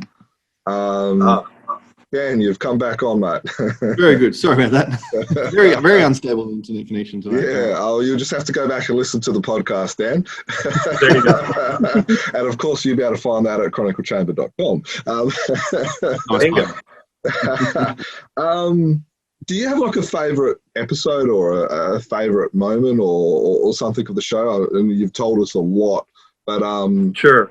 Like, is there like a favorite episode where you just... Well, as with all shows, early discovery, when he discovers who he really is, when he sees the weight of the legacy that he has to carry, that was when what cemented me to the job, because like any jobs in Hollywood, they're all at will, was once we got done with the pilot, I was like, I'm in. I want to see this to the end, because I was really hooked to who this character was. Because obviously I'm in my 20s and I'm working on, a kid's animated show. And it's like, this is great science fiction. You care about these characters. So after the pilot, I'm like, I want to know what's going on with it. Because at the time, they only had like 4 scripts. They had a story Bible and 4 scripts. And I'm like, I'm in. And then they just, okay, start writing. And then they brought in other writers to fill them in. And it was just eventually, and you couldn't wait. It's like following anything else in the written form is you couldn't wait until that next, because the copy machine was on the other side of the wall. And I knew when the next script was done, and I'd always be like, you're giving me mine first, right? So I got to think about that. You know, I need that. And so, because I would read it, and then it was my copy, so I could highlight it and mark it and post it. Because as I was going through, if I didn't know what the hell it was, I put a little red Post-it on the top, and it's like, I'm going to build this. And so I knew everything I had to design, but I would read it. I tried to read it because they tended to finish near the end of the week, usually Thursday or Friday. And then I wouldn't do anything all weekend, and I just would chew on it. And then come Monday morning, it was like, and I was really, and when you love the property you're working on, it's like anything else in life. It's like, you know, people say when you're an artist, you know, you never work a day in your life because you're doing what you love. But sometimes you're doing horrible logos and horrible designs, and you don't enjoy. This was the opposite of that. I mean, I couldn't wait for the next script. I wanted to find out what happened next. The fact that I was able to design so many things for it, it was definitely a disappointment when we kind of saw the writing on the wall and it was going to die. But for me, it was the initial introduction to who he is, this new world with the technology that was there. And it was this combination of the young kid realizing this giant weight of what he must do. And to me, it locked me in really early.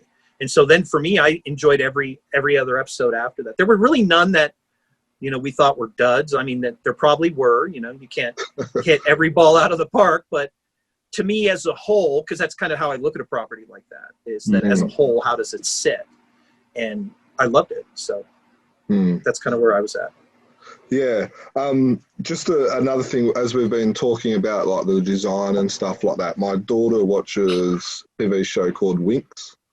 Okay. And the designs of the characters are very, very similar, where they're these long, undulated type of things.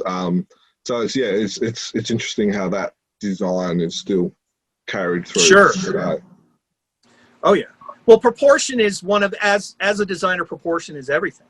Is that whether you squish everything down, if you saw Snow White and the Huntsman, where they took the regular actors and they used digital manipulation to make them into the dwarves. And it was very unique. And it's, whenever you manipulate something into, whether it's tall and thin, short, fat, round, whatever it is that as a designer, we enjoy that. But like you said, is that they have to live in a world where that seems normal. At first, it's shocking, but after a while, we wanted it to be, they were in the Phantom world. Everything fit them. Everything was tall and thin. And then the colors, when you were around the good guys, it was the warm, the rich browns. And I got a lot of that from the palette of Frank Lloyd Wright during his Usonian time. The oranges and the light olive greens, you'll see this. And then when you go, you know, to Madison, she's in blood red with this acidic green yellow shirt. And it was so that just color-wise, when you were in a room and all the good guys are there and the bad guys sneaking around, they stand out because their color palette is different. Their shape palette is different. And so I enjoyed that piece. That's interesting. What is the name of the show you said your daughter watches? Winx, Winx. It's not that interesting, but Well, I have an 11-year-old and a 15-year-old, and my 15-year-old, all she watches is Japanese anime, and then my 11-year-old watches pretty much anything that she can watch on Netflix that she enjoys, and she's got a wide range of stuff. So, and I've always been a fan of animation. I watch everything that Disney and Pixar and all the 3D movies. I work on a lot of logos for these things. I did the Frozen 2 logo was originally a 2D concept, and then I built the 3D model that's used in the trailers. So I have to come back and dimensionalize it, and then you have to match something in 2D. And so some of my clients currently, what I do is I'll just build a model that matches something somebody illustrated. So I have to dimensionalize someone else's design. And other times I'm the guy at the front end, like on Superman Returns, I got the finish. So my logo ended up in everything. And at that time, they had no film assets. They were filming in Australia. The name of the production code name was Project Outback. And the joke was we were at Outback Restaurant when my wife's water broke and we had our first daughter.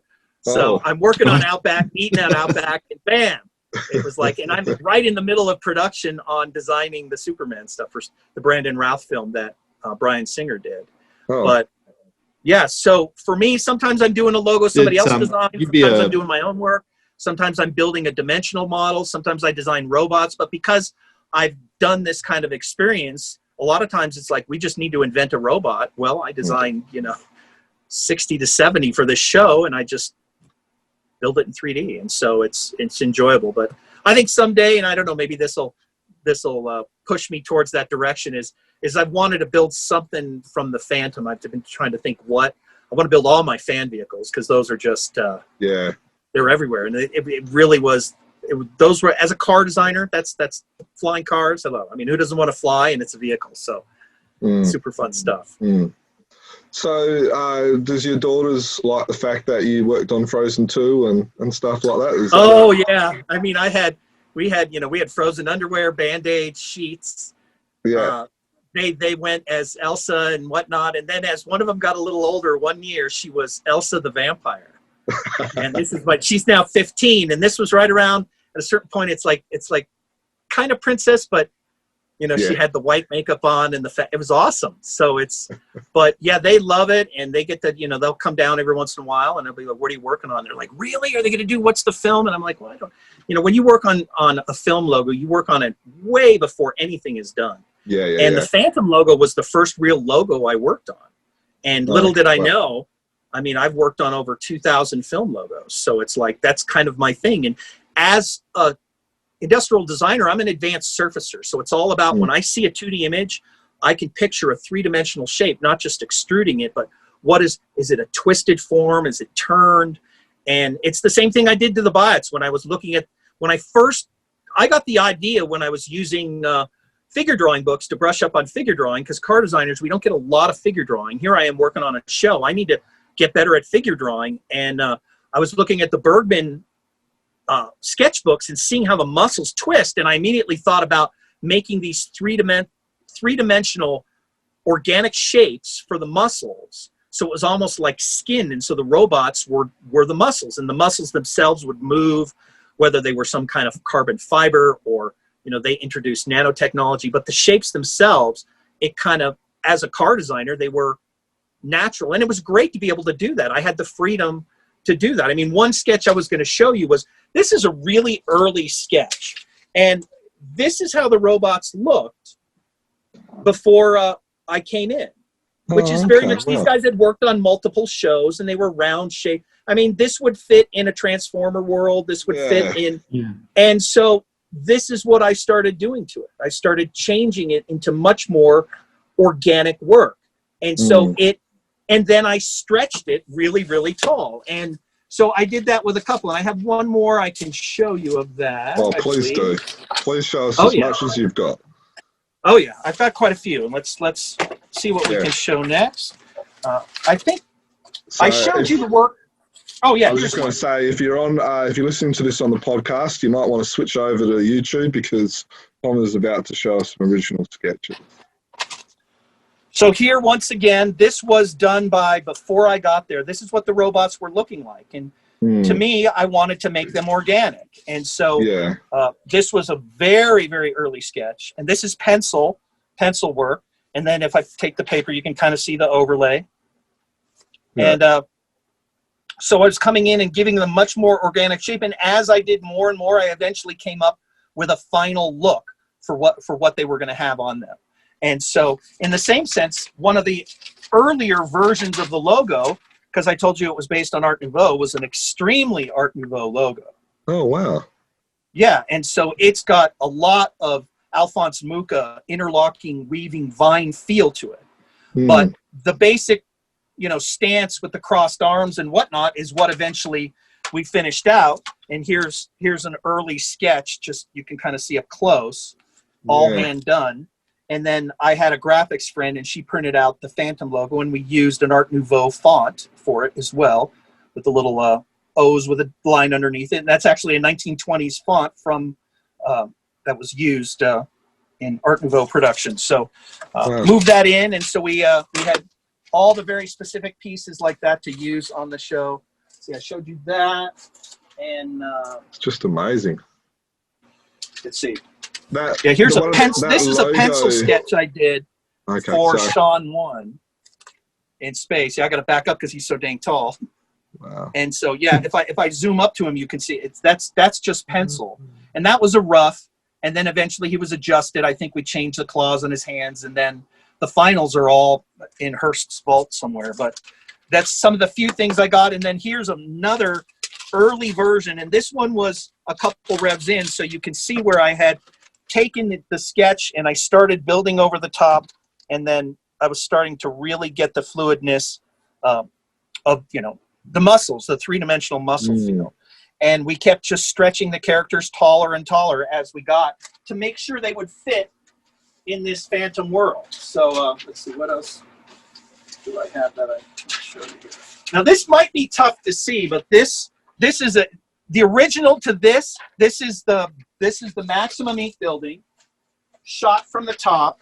The original of it is like 24 by 24, and so I actually Xeroxed it and got it Xeroxed down, and let's see if I can get a little bit more light on it. Yeah, and so that's looking down at the city, and you can see, the framing of the move. It's a rotational move with all the wrapping of the freeways, and they had a giant, garden with a waterfall and whatnot. That was really fun, and doing the fisheye perspective, and then that was used as the actual painted layouts because I did the layouts for these. But the original of this, which is sitting somewhere in New York City, is huge. And I would love to have something like that on my wall. But this is scanned in. Everything I'm showing you has been scanned in and enhanced so you can see it a little bit better. And I've even got a page 31. Back when my parents were alive is when the video game came out. TV guide. The little excerpt on the Phantom down there in the corner. Oh, okay, wow. Yeah, so my dad was like, "That's your logo."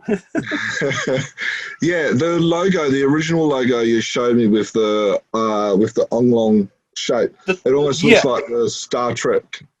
Sure. Logo. And we went with a skull, which is the other thing is I don't know if you'll notice, but there's a skull hidden in every vehicle design in the show.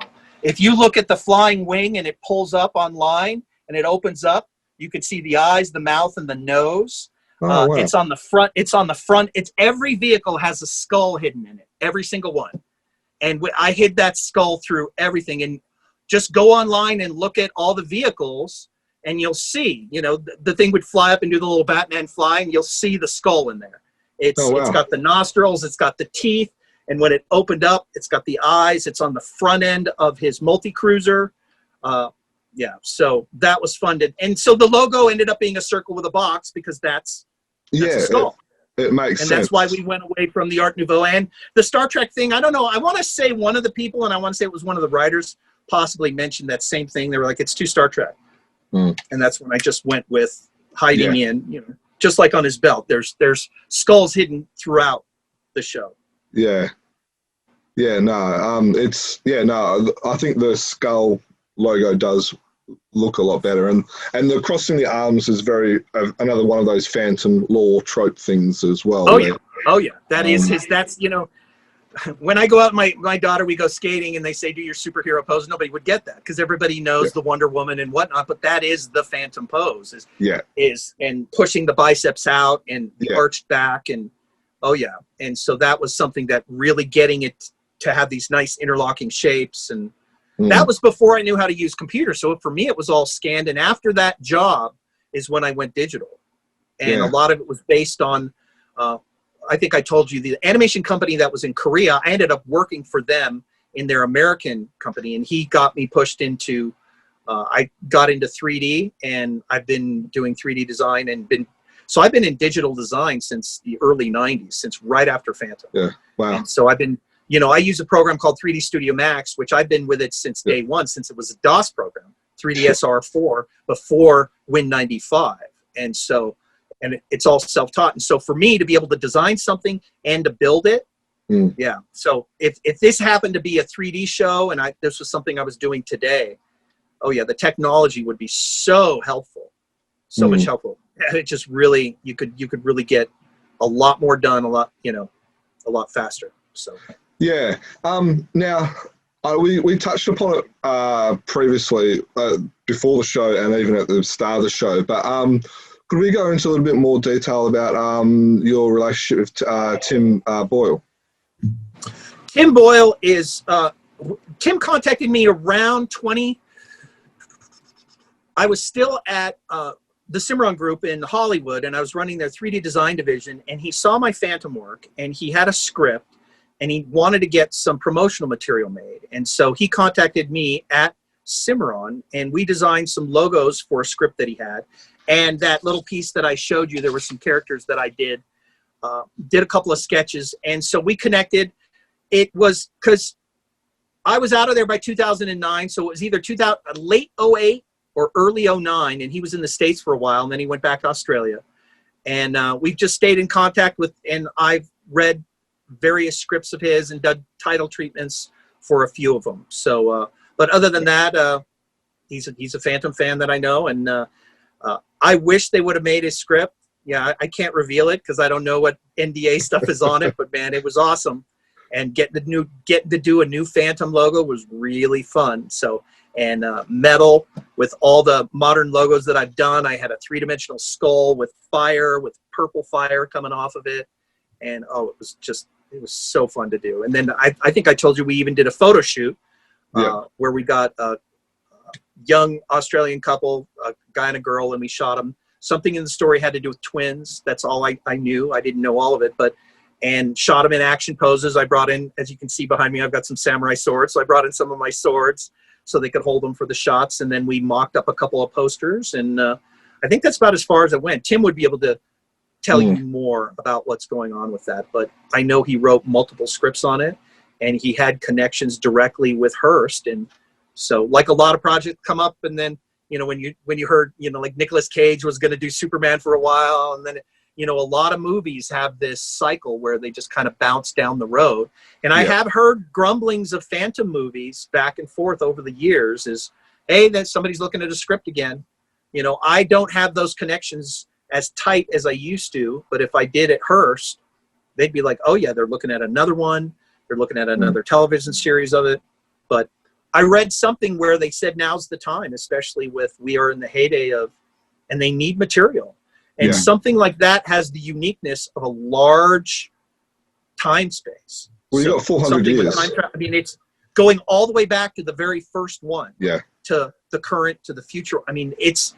There's an endlessness to it that, and the people who know it, the issue may be because it's more internationally known than in America. In the States, it's really DC and Marvel, but we always had a huge, when I was in France, the French loved the Phantom.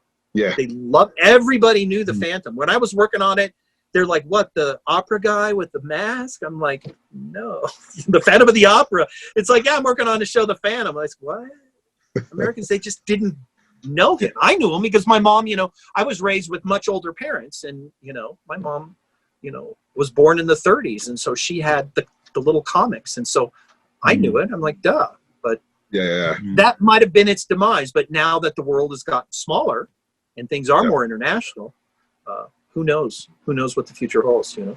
Yeah. Well, the movie was more popular in Australia and probably Sweden and stuff like that than America, and so and one of the things that I liked about the Arrow TV series was the fact of the flashbacks. So you had the two timelines, and with the Phantom, you don't even need time travel, so to speak, because there's 450 years. There's the Chronicles and stuff as well, which is another thing that you introduced into the 2040 series as well, as you had the Chronicles, and so Kit was able to read stories and watch videos of his father and of past Phantoms and stuff like that as well, which was another trick I used, which was really good as well.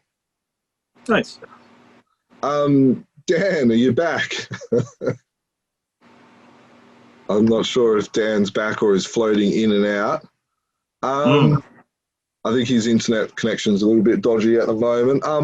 So thanks for telling us a little bit about Tim Boyle. I have heard of that name, and I've kind of heard bits and pieces of what of the movie he was trying to do. So I Sure. think he might be another person that we try and contact for a podcast. Now, is there anything that you think we might have missed in our 2-hour chat? Anything that we might have missed, or another story you would like to tell, or anything like that? Not that I know of. We covered a great amount of ground, which was nice. We talked about the staff, the production. We talked Earthquake, the design, my role, Peter Chung's role, how Hearst as a corporation really backed us. And I really think it's a great property. I would love to see somebody take it to another level, but it's a great story, and it's who knows? Who knows what the future holds? Now, you've mentioned a lot of times about your blog and Instagram and all that. We'll include links. Thank you. In the show notes and stuff like that. But do you just want to give us a quick plug of how fans can see your work and how people can see your work? Sure. Well, the easy way is you can just Google my name, Thom Schillinger. It's spelled Thom, and then the English Schilling with an 3D Conceptual Designer is kind of the title of my blog. I have a 3D Conceptual Designer website, but that's old. The blog is current stuff. Like I did the Nosferatu for AMC. I did the Nosferatu license plate logo, where I built the 3D logo, beat it up, put blood on it. And so that was one of my current finishes. And that, I think, is near the top of my blog. But just if you Google my name, you'll see tons of my imagery. There's a Facebook group for my 3D Conceptual Designer. There's also a Phantom 2040 Facebook group that I'm an admin on. Did the logo for it. I put all my artwork in there. So I've taken everything I've scanned, and it's on my blog. It's on my Pinterest. And I've given multiple ways to find it. And you can find me through just a web search or 3D Conceptual Designer. You'll find me. And like you said, by putting 3dconceptualdesigner.blogspot.com, that has access to everything, and there's tags. So you can hit the Phantom 2040 tag and just go through, and everything you click has an enlargement. You can right click and save all that artwork. And everything I have at my house was scanned much larger. So I have big image versions of it. And these were all taken from, I just looked at, I have a 1993 Cyquist 270 megabyte tape drive. And that's what those were all saved on. And we had a little flatbed scanner. So I had to take scans that were done in multiple pieces like 15 years ago and rebuild them and blend them in. And so I was able to post pretty much everything I did for Phantom online. Yeah, and I went through the blog this week, and it's amazing, the content. You were talking about the press guide of the one behind you. Correct. It's a wonderful piece. I don't have a piece myself. Joe, I think it was Joe Douglas who founded Chronicle Chamber previously. I think he's got a copy of it, and it is of this one of the press piece. Yeah. Oh, nice! It's amazing. It's on my wish list of outstanding of things. Well, I have the folder. I think I've got about 8 of them. I just couldn't find them before the show. Sharina Carlson she started out as a production assistant. Now she's an executive producer at Cartoon Network, and she was the one, I think, who found those and gave those to me. But yeah, she's stayed in animation, and she's literally right at the top and been doing it for 30 years.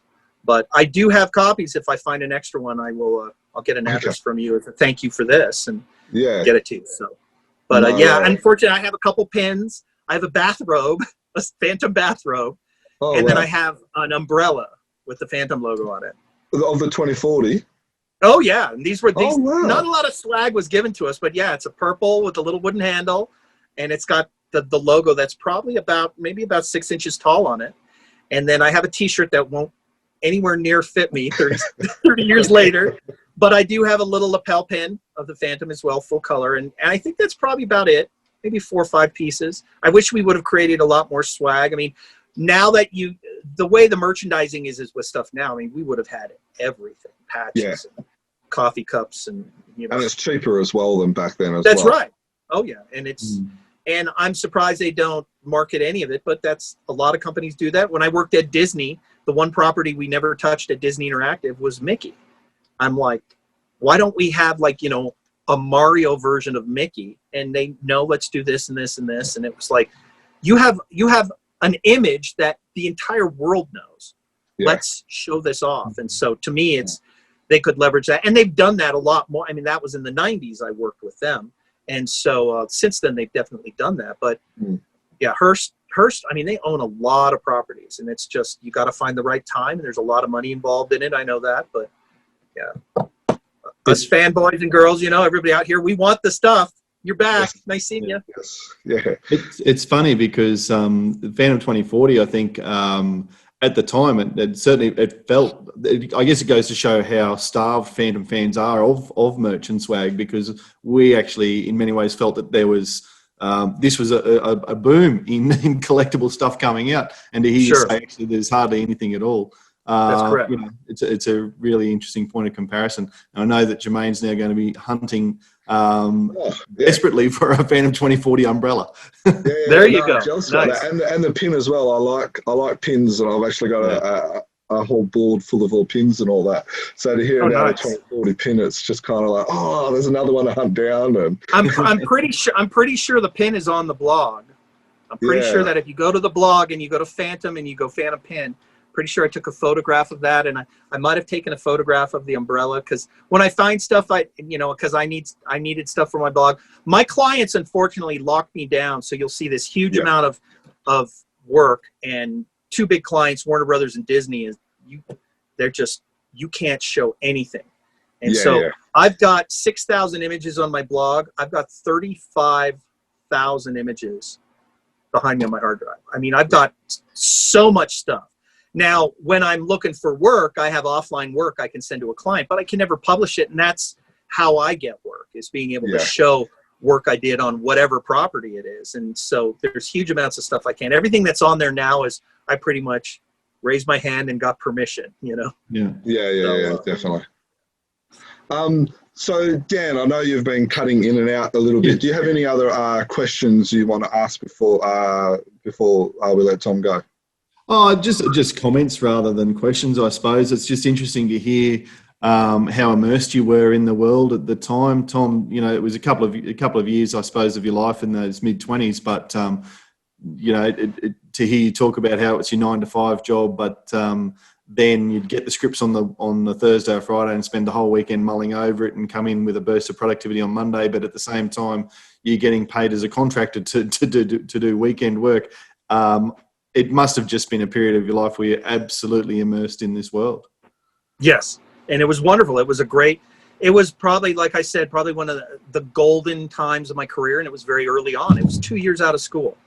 And it really set the stage and gave me skill levels that I've utilized ever since. Because I've worked at a director level all the way up until my last fall. I've been freelance for 11 years, so I'm kind of the hired gun. But up until that moment, I was all the way up to 3D design director, running a team, dealing with internal, external render farms, working with painters, matte painters, background designers, doing television commercials, doing quick little interactive tie-ins for films, obviously lots of movie posters and movie trailer work.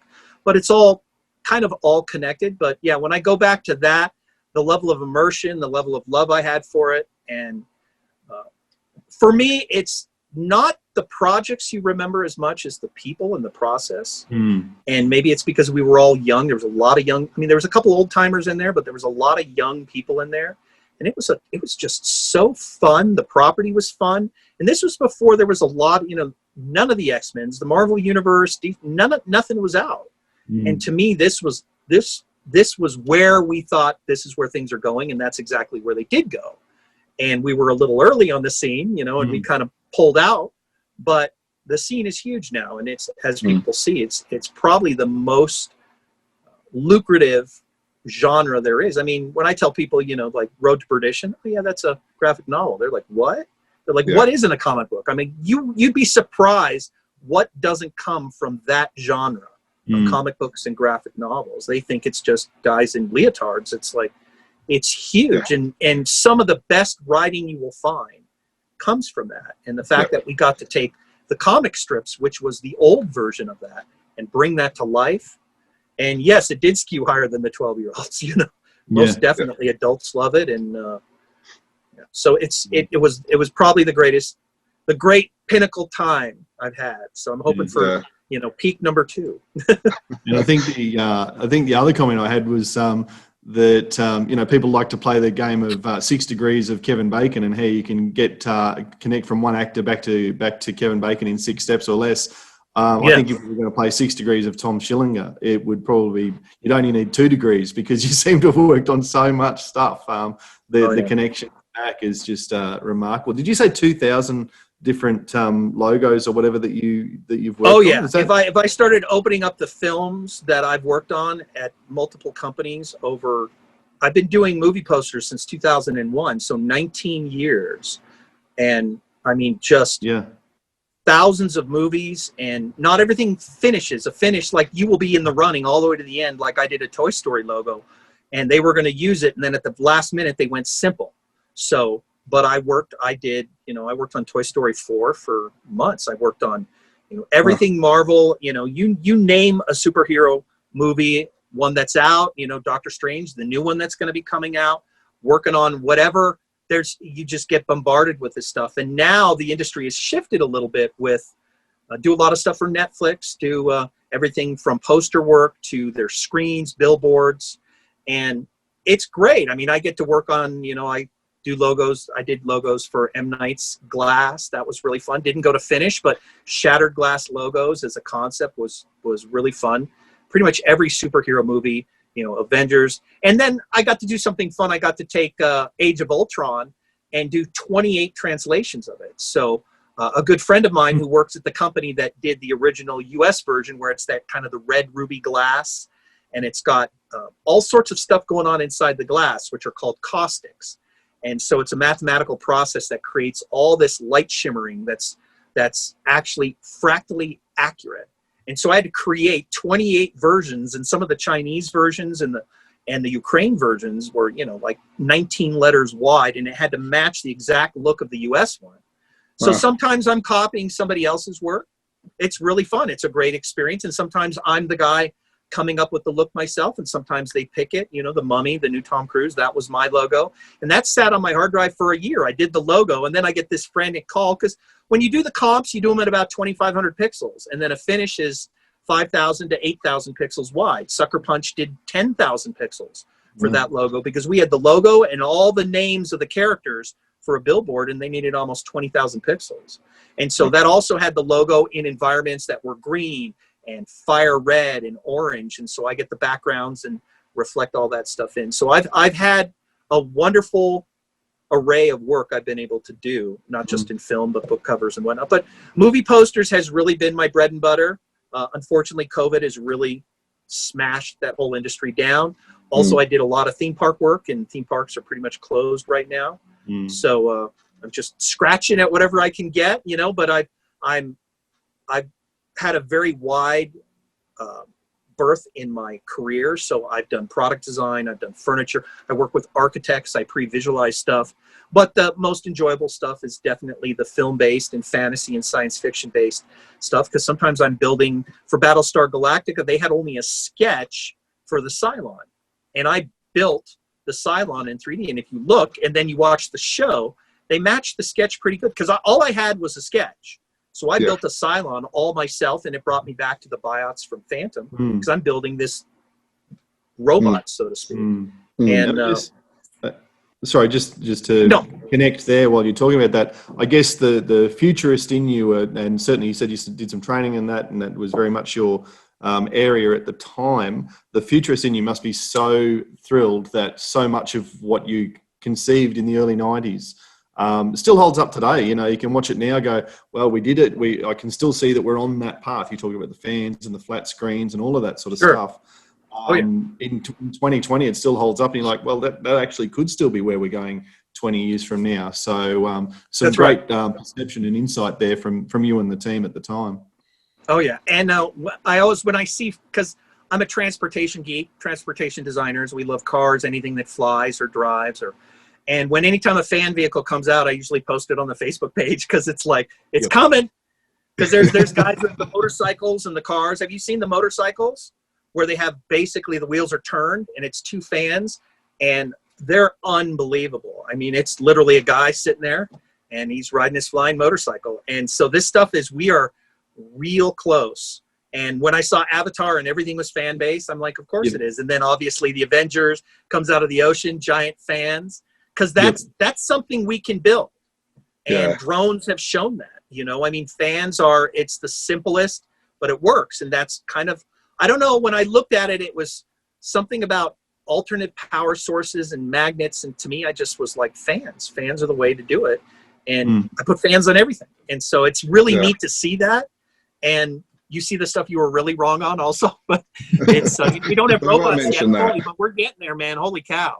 They are, if you watch some of the ones that can balance themselves, and Walt Disney Imagineering, by the way, if you want to look at robot stuff, look online for Walt Disney Imagineering. They have this secret lab, and they do these robots that fly in trapezes, and you're just like, whoa. I mean, they're like Terminators.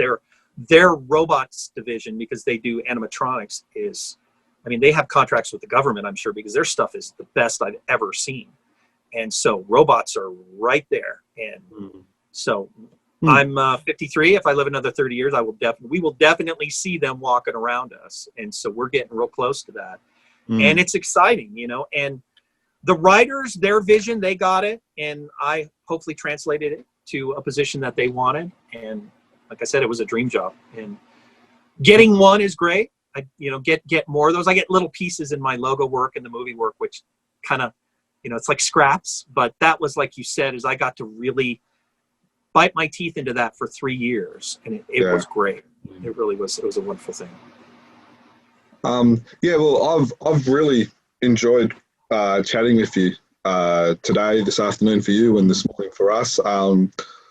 Just getting the insight and learning all about, you know, the Phantom 2040 world. Probably my highlights would be learning about the prototypes and the 52 episodes and, you know, stuff like that, which, you know, I just never had an idea of and stuff. So for myself, I really appreciate your time today, Thom. You're welcome. Thank you for contacting me. It's, you know, it's something that, especially in the States, I get a lot of international interest in it, because in the States, apparently it didn't do as good as it did all around the world. But the Phantom group on Facebook is huge. It's, like I said, it's probably 90% South America. It must have been enormous down there. And but yeah, I love it. It was a great time, and I appreciate this. And yeah, I was up real early this morning just thinking about it and going through all the different stuff and familiarizing myself with the names, you know, and looking at it. It's like, oh my gosh, all the talent we had on that. Because I knew all the basic people, but I looked at, you know, Lee Remy, and, you know, we had Blondie, she was Vaingloria, and just massive amounts of talent that came through that. Margot Kidder is, you know, to have Lois Lane from Superman as voice talent as well. Oh yeah, that was awesome. Yeah. Yeah, it was outstanding. And unfortunately, we didn't get to meet any of them. So the nephew who ran all the sound, it was all off site, and it was all like late at night, so nobody would come in. He didn't want to bother them, and that's probably something they wanted. But, you know, obviously I was young, and we're all fanboys and loving it and wanted to meet these people. And very rarely, I think Scott Valentine came through once, and not very many others. So, but yeah, the shows came out great, the music came out great. And I just wish there was a toy line just like you guys. I'd have them all, you know? Yeah. You may have given it while I was dropping in and out, but have you actually told everybody? We'll certainly put it in the show notes, but the website for your blog and your Instagram handle, so people can look you up. Oh yeah, you can look up 3D CD on on Twitter. That's three-dimensional conceptual designer. 3D conceptual designer. You could just Google my name, Thom Schillinger, and it's THOM, and then you can find it. And then you were talking about putting links to it at the end of the thing. But yeah, I have an Instagram account, I have Pinterest, but the blog is searchable, which is great. It's got over 6,000 images, and it's got a tag. You just go down, hit Phantom 2040, boom. And we also have a Facebook group that I help admin for Phantom 2040 as well. And so we have a lot of crossover with standard Phantom people come over. Yeah. No worries, Thom. Well, thank you. Now, if you have enjoyed this podcast, this might be your first time that you've ever listened to us, you can subscribe to us via iTunes or Spotify or apps like Podbean, Player FM, Castbox, etc., or we're also on YouTube as well. Now, our website is chroniclechamber.com, our email, which is chroniclechamber@gmail.com. We're on Facebook, we're on Instagram, we're on Twitter, and like I said, we're also on YouTube as well. So if you're new to us, so you haven't seen some of what we do and all that, please subscribe to us. For myself, Tom, again, a huge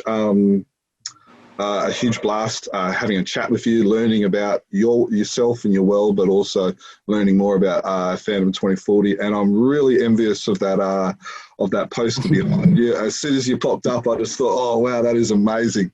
So I really appreciate you showing us all those sketches and everything. So you're welcome. It's been a great honor having a chat with you. Well, thank you, and you guys have a great morning. Yeah, and all to our listeners, happy Phantoming, and make sure you go watch some Phantom 2040. Awesome. Happy Phantoming, everybody. Thank you. Cheers.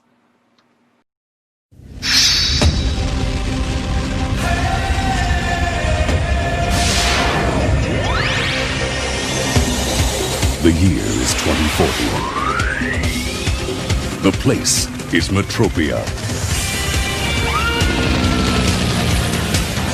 Here, a new hero prepares for action.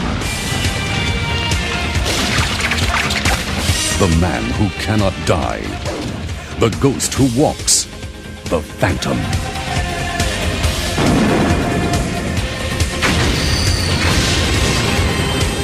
The Phantom's pledge to fight evil and injustice wherever they may be found.